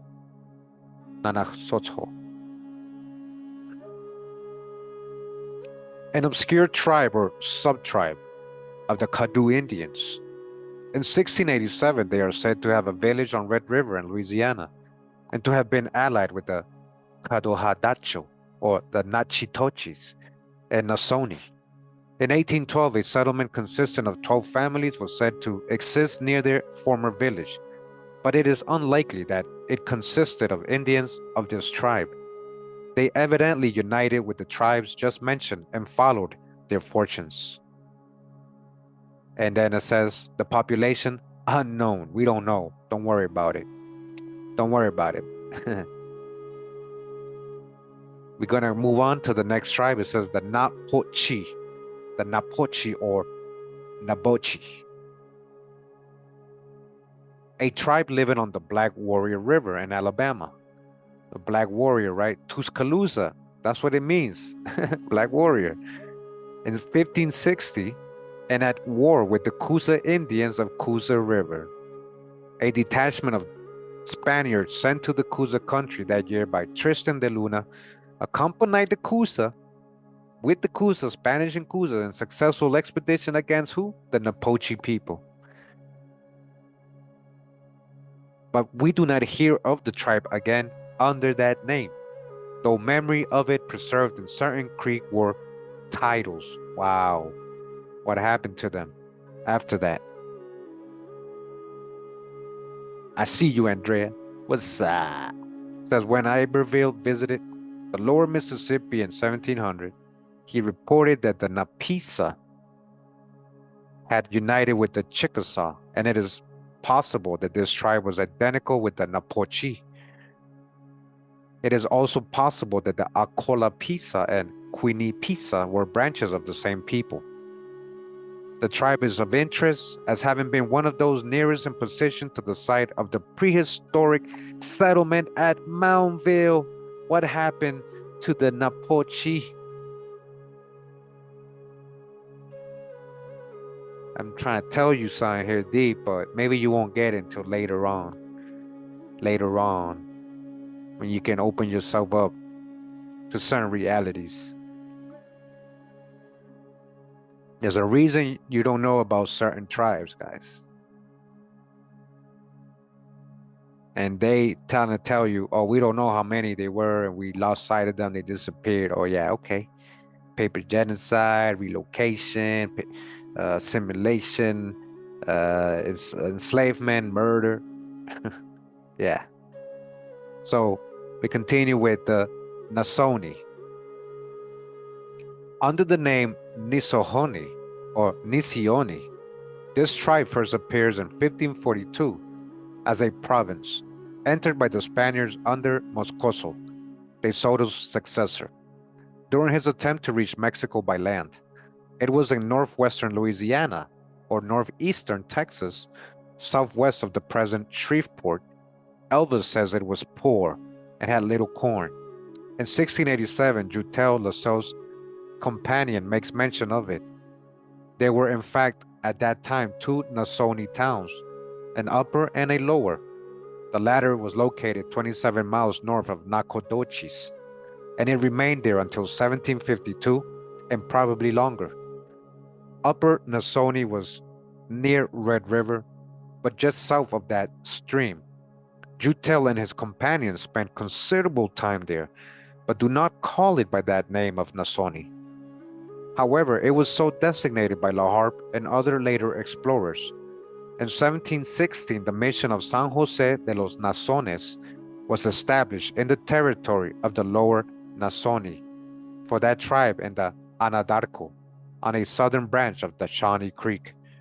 It was abandoned in 1719, re-established on August 13th, 1721 by the Marquis de Aguayo and Father Espinosa, and suppressed in 1729 to 1730 after the abandonment of the Presidio, which protected it.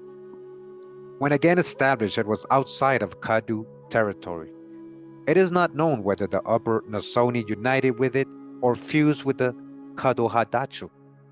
The name appears in the census of 1790, but apparently it lost its separate status before the end of the century.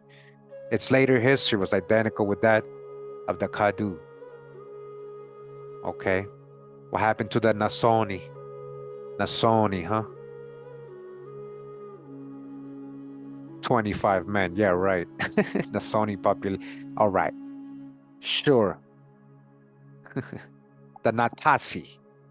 Who are the Natasi? They are a Caddo tribe on Red River between the present Natchitoches and Shreveport, mentioned by writers between 1690 and 1719. It was probably a part of the Yatasi. But we'll probably get to the Yatasi when we get to the Wise.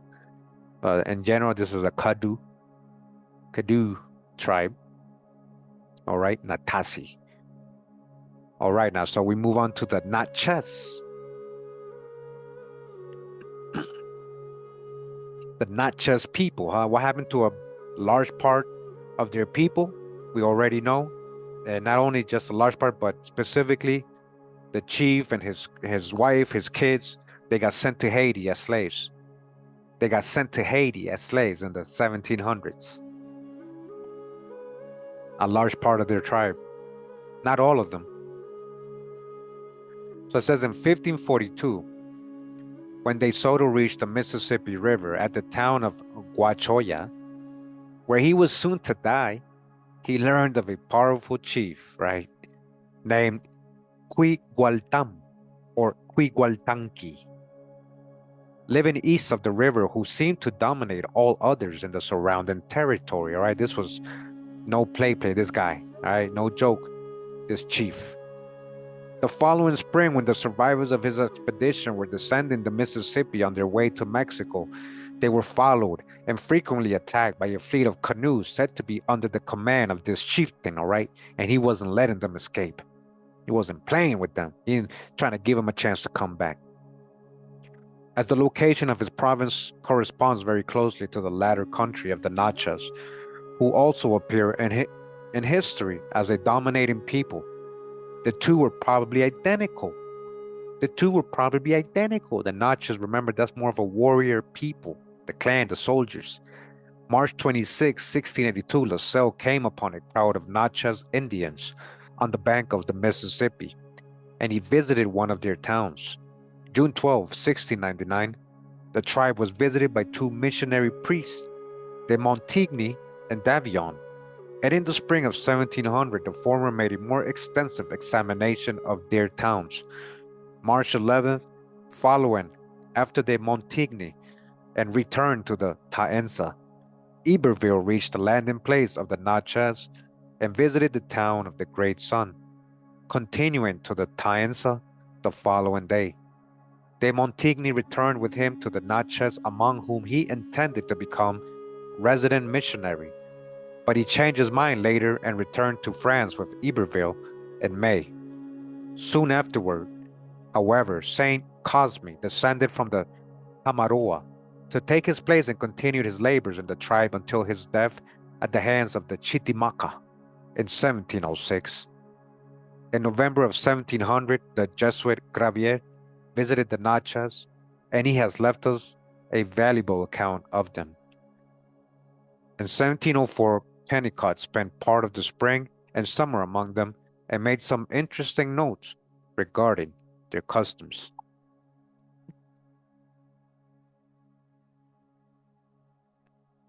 A small trading post was established among these Indians in 1713, partly to counteract English influence, which was already becoming strong. In 1714 or 1715, 4 Frenchmen ascending the Mississippi River were killed in the Natchez towns. This brought on a short war in 1716. I think he's going to mention what I was just saying. So remember that I told you that happened in the 1700s. So these so-called French are beefing with the Natchez and they're killing their men, and now there's a little war going on, right? Which was named Fort Rosales. So in 1716, that resulted, this little war, in the construction of a fort on the bluffs of the Natchez, which was named Fort Rosales after the Duchess of Pontchartrain. In 1718, 2 important concessions were established near the Natchez towns, one called St. Catherine, the other White Earth. In 1721, Father Charlevoix visited Natchez and has left a considerable description of the Indians, which is almost identical with another contained in the letter of Jesuit missionary Father Lepit. In 1722, a second war broke out and was followed by a third in a very brief interval of time, the latter put down with considerable severity by Bienville. Some years of peace followed in which the number of Europeans constantly increased, but along with them, there are also increased occasions of friction between Europeans and Indians. These, an exceptionally inexperienced and unintelligent commandant named Shepard, converted into a native conspiracy, and an uprising on November 28, 1729, resulting in the destruction of the post and settlement, the massacre of the greater part of the European inhabitants, and the capture of the remainder. All right, like I said, they're messing with the wrong type of Indians. These are the warrior, these are the soldiers of the Muskogee people. And this is what happened to them. The Jasu post was also destroyed, but the conspiracy, which had still wider ramifications, was able to accomplish nothing more. In January, a force of French troops with Choctaw allies, again with Choctaw allies, the French, right? They're fighting the Natchez now, attacked the Natchez suddenly and rescued many prisoners, driving the Natchez into two newly constructed forts, which they also besieged, though the Natchez presently escaped across the Mississippi. All right, they needed other Indians because they couldn't war with the Natchez. They needed other Indians to be able to match them. In January 1731, Governor Perrier advanced against the new fort of the Natchez on the present Sicily Island. He induced about 400 to surrender. Listen, this is it right here. I ain't making this up. Pay attention right now. What happened to the Natchez because of the French and with the help of the Choctaw? What happened to the Natchez? It says he induced about 400 of them to surrender, and these were sent to where? To the West Indies as slaves. All right, the rest escaped that night. All right, he induced 400. The rest these were sent to the West Indies. They were sent to Haiti, guys.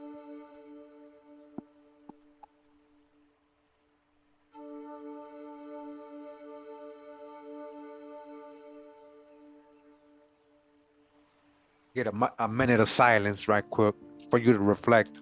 I thought it was African slaves.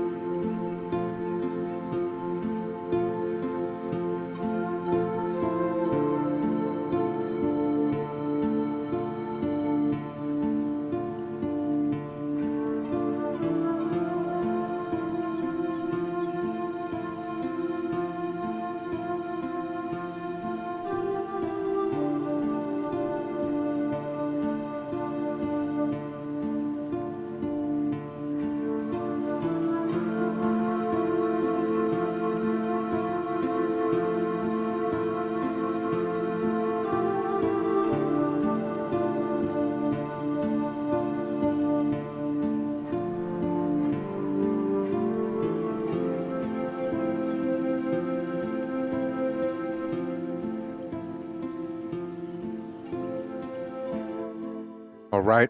Shout out to the Natchez for trying.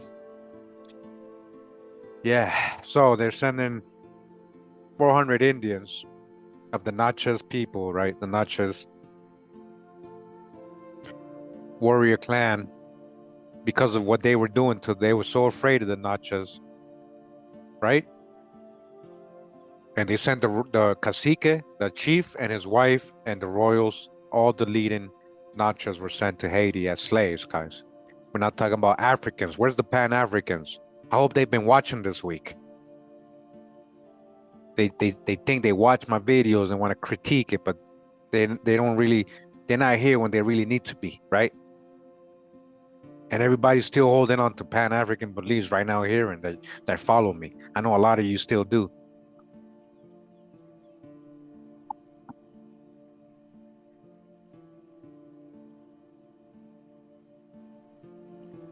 Like I was saying in the beginning, I know my history. I know what I'm talking about because I've done the research.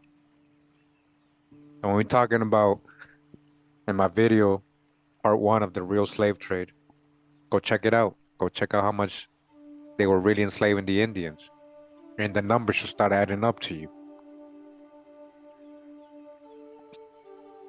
Says part subsequently suffered. So this is the Natchez people, right? Being enslaved, being sent to Haiti as slaves because of their resistance, because they are a warrior clan. They are a danger to the plan. And they used your own people against them. So part subsequently suffered a severe defeat at the hands of St. Denis and his Indian allies near Natchitoches, Indian allies. I hope you guys are paying attention to that part. Very important. Everybody want to play the victim. But you know what happened to these same Indian allies? Then they met a bad fate too, eventually. But the rest scattered through the lowlands of the Mississippi in bands, causing the French great annoyance and considerable loss. Gradually, however, they withdrew among the Chickasaw, who had always been in the British interest. All right, always been in the British interest, and later separated into two main bands. One of which settled among the Upper Creeks, while the other long maintained an independent existence in the territory of the Cherokee. A third band reached South Carolina and lived at a place called Four Hole Swamp. In 1738, they were invited to occupy Palawana Island, but seem to have remained where they were until 1744, when they left in fear of the vengeance of the Catawba Indians. The vengeance, meaning they did something to them first.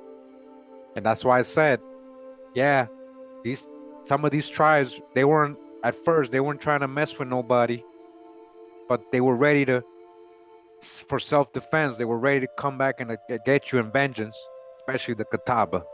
Shout out to all the Catawba Eastern Sioux people out there. 7 of whom they had killed. Ultimately, they probably united with the Cherokee band, huh? Now everybody's just Cherokee. This group of Natchez and those who had joined the Creeks followed the fortunes of their respective tribes when they removed to the other side of the Mississippi. Those who went with the Creeks settled close to their particular friends, the Abika Indians on the Arkansas River above Eufaula, and from some of them considerable vocabularies of Natchez words were collected by early ethnologists. But the last speakers of the Natchez tongue there appear to have died before 1890. Nah, they still speaking it. In the Cherokee Nation, however, a few miles south of Fort Gibson are still, in 1940, 2 individuals who are able to converse in the old language, like I just said. They were making that up. Otherwise, the Natchez tribe may be said to be extinct. They went extinct, huh? This is what I'm saying, guys. How many times we're gonna hear this in this book?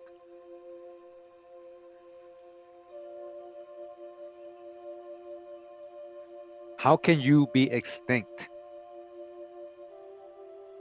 Though, of course, a great deal of Natchez blood flows in the veins of both Cherokee and Creeks. Oh, yeah? In the bloods of the Southern Negro? So-called? Is that what you mean? Is that what you mean? Do I have to pull out the Bureau of the Ethnology, what is it called? The Smithsonian's Bureau of Ethnology's book?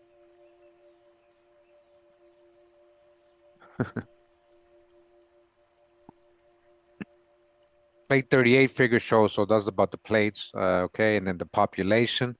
Again, they talk about extinct, so this is what I'm saying. I can't take these people serious with these numbers. You know?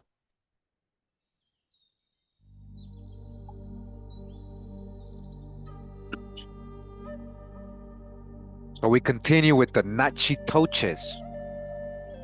All right? When first discovered by the French under Tonti in 1690, the main tribe bearing this name, pronounced by the Indians themselves, Natchitoches, was living near the city which is called after them. In 1700, Bienville crossed from the Taensa village to renew the alliance with them. After the French had constructed their first fort on the Mississippi, representatives of the tribe came to the commander, St. Denis, reporting that their crops had been ruined, and asked that they be settled in some place where they could obtain provisions, whereupon St. Denis located them on the north side of Lake Pontchartrain, near the Acolapisa. This was in 1702, and they remained there until 1714, when St. Denis took them back to their old country and established a French post close to their village.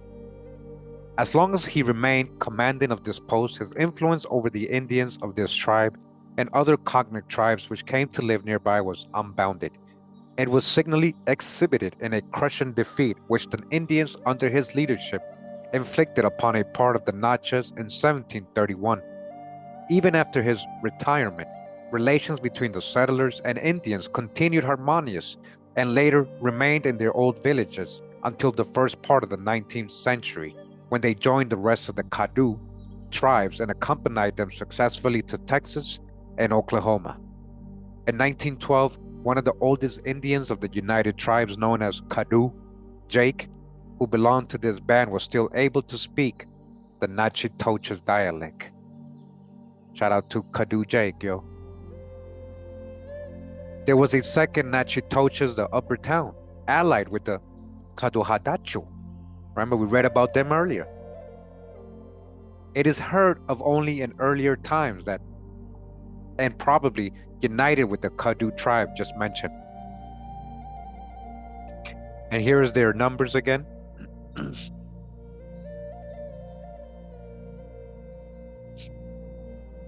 We continue with the Nechawi, a tribe of the Hisanai Confederacy, or Sinai. Look at that, Sinai. Sinai, like Mount Sinai, the Ha-Sinai Confederacy, living half a league from the Nakono and southeast of the Nabedache, and Nakono being 5 leagues from the crossing of the Nechis at Nechi village. They do not seem to be mentioned again and must soon have been combined with some of the neighboring tribes, perhaps the Nechi or Nabedache. And we continue with the Nechi. The Nechi, again a Ha-Sinai tribe, whose main village was a league or more east of the Nechis River, and almost directly west of the present city of Nacogdoches. This village was visited by La Salle and his companions in 1686 and 87, and this and Nabedache were the tribes to which they applied more particularly the term Spanish. In 1716, the Cuareteran friars established the mission of San Francisco de los Neches between the Neche and Nacachao, and Ramon stationed a garrison there. In 1719, it was abandoned, re-established by Governor Aguayo in 1721, and again abandoned, or rather withdrawn out of the Caddo country in 1731. Shortly afterward, the tribe was almost completely destroyed by the Jojoani Indians, or Jojoani. The remnant seems to have become merged with the Nabedache and Hainai before the end of the 18th century, and it followed their fortunes. Meaning, whatever happened to them, that's what happened to them.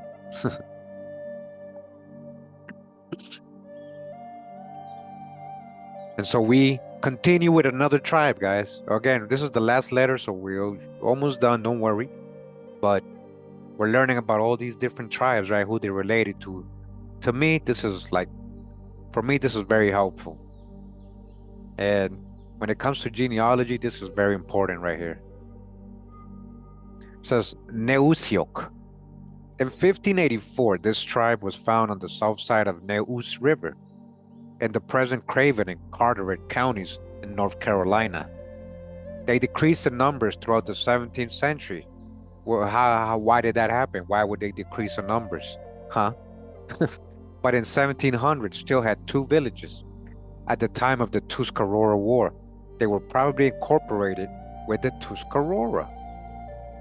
Probably, they don't know. The Neusiok, all right? There you go, if you never heard of them. And we continue here with the Nottoway, right? The Nottoway Indian nation, the Nottowega or Nitawiga or Nautaug. This is a common Algonquin name for enemy tribes. All right, listen. That's what the Algonquins speaking peoples called their enemies. Nottoway, right? So this is a common Algonquin name for enemy tribes, particularly those of Iroquois stock, meaning from the Iroquois people. Why? Because the Iroquois were straight invading many tribes, guys, like the Romans, right? The Romans of the West. They even dress like them, huh? It has received specific application to an Iroquois tribe formerly living on the river which still bears their name in southeastern Virginia. So yes, the Nottoway, who became known as the Nottoway people, right? They are part of the Iroquois people, right? They're in the more southern, one of the more southern Iroquois stocks. So they first appear in the narratives of the Raleigh expeditions to North Carolina under another Algonquin name, Manahoac. Edward Blandy and his companions visited them in 1650. In 1728, William Byrd found them living in a stockaded town.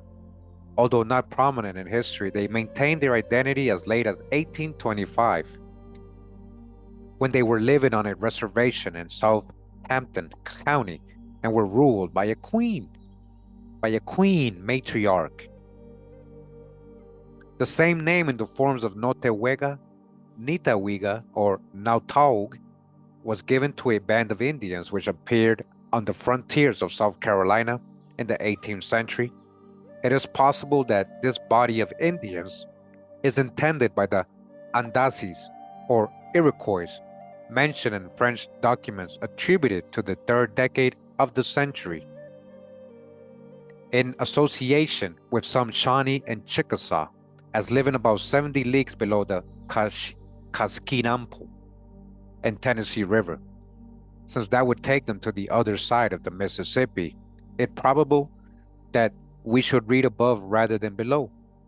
The material in this particular document is unreliable in so many particulars that this single notice would deserve little credit, except for the later evidence. Quoting from manuscript sources, Millen tells us that in 1748, two European men named Haig and Brown, Swarty, were murdered in the Catawba country. I told you Catawba don't be playing. By a mixed party of Indians known as Nottowega. Okay, so it wasn't the Catawba, but it was the Nottoway or Nitawiga who fled into the Cherokee country for protection. Man, Millen, 1940, page 90.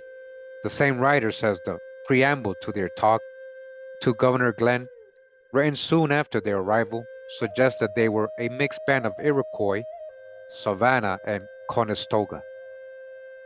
This talk was delivered by Asaqua, the head beloved man of Nautaug, Konewatenti of Conetstage, and about 60 others of different towns of Nitiwaga Nation of Indians now in Keyauwee and the Cherokees. All right.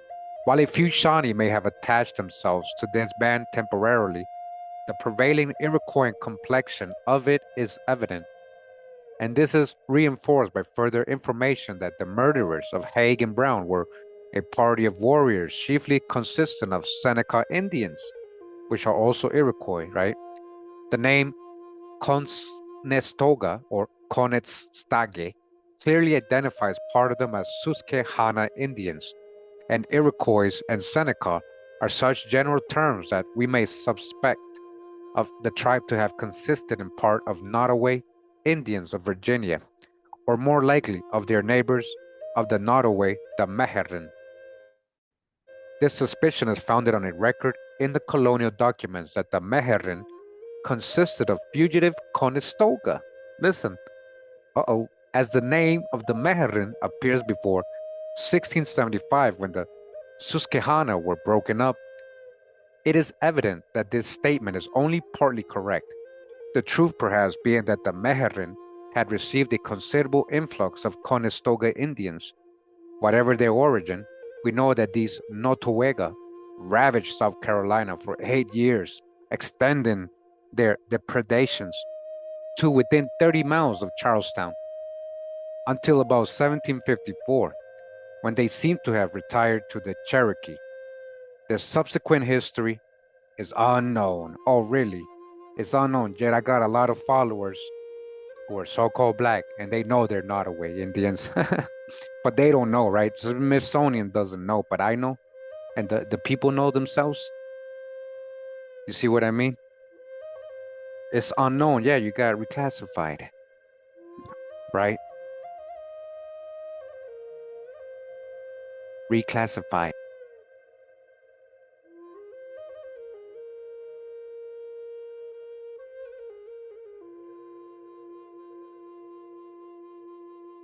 And guys, and today, guys, that's it for today. We're gonna go ahead and end it right there. I hope you guys enjoyed today's reading. The Indian tribes we learned about today. Hope it was helpful. I appreciate you guys coming through today, hearing me read. Again, part of the book, we were reading The Indians of the Southeastern United States by John R. Swanton. Classics of Smithsonian Anthropology. Appreciate everybody that was here the whole time in the live chat. If you came later, thank you for sticking around all the way to the end of my reading today. I might drop another video later on at night, guys. You know, those late nighters. But we'll see. We'll see. Yo, hit me up. Hit me up. The crew, hit me up. Hit me up. If you're free, hit me up if you're free. Yeah. And Dodge the Hijack. Dodge the Hijack. With their numbers and their extinct and disappeared talk. Dodge the Hijack. Very much so. Big time. I hope you enjoy what I'm doing with this book and, you know, how we're reading about each tribe individually in alphabetical order, just to get through all of them, right? Again, a lot of it is good information that it may serve you when doing your genealogy and getting to know more specifically who you are, instead of just saying, you know, Blackfoot and Cherokee or whatever generalized word they have for thousands and hundreds of thousands of Indians, right? Grouping them into certain categories. You know, and that's not throwing shade on nobody. That's just so you can have further understanding and more deeper understanding of yourself and how complex it may even get, even with the Indians themselves and how they were absorbed into who are they relating with, who are they mixing with before the Europeans or when the Europeans were arriving, you know? Oh yeah, I hope you guys, well, I'm glad you guys, a lot of you enjoyed it. So thank you again for being here. Shout out to all the moderators, all my new channel members. Thank you. Thank you. My Patreon supporters, check out my Patreon. Got a lot of great books. And this one right there, this book specifically is on my Patreon page, PDF form, if you guys interested, right? But again, appreciate you guys coming through. And we're going to go out with that. Quetzalmeo mix. The Quetzalmeo mix starts the hijack, all right? The Quetzalmeo mix starts the hijack by Signs. Yo, shout out to Signs. Shout out to Olmec. Shout out to all the music producers. Olmec, Viso Breeze, you know, and all the rest. I got all y'all in my heart. Thank you once again. Much love and respect. You know, pura vida. Mi gente, take care, pure life, just breathe, you know, breathe. Oh, wow.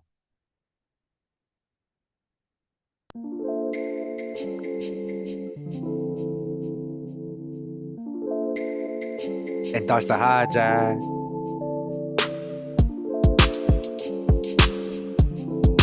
Touch the hijack. The hijack.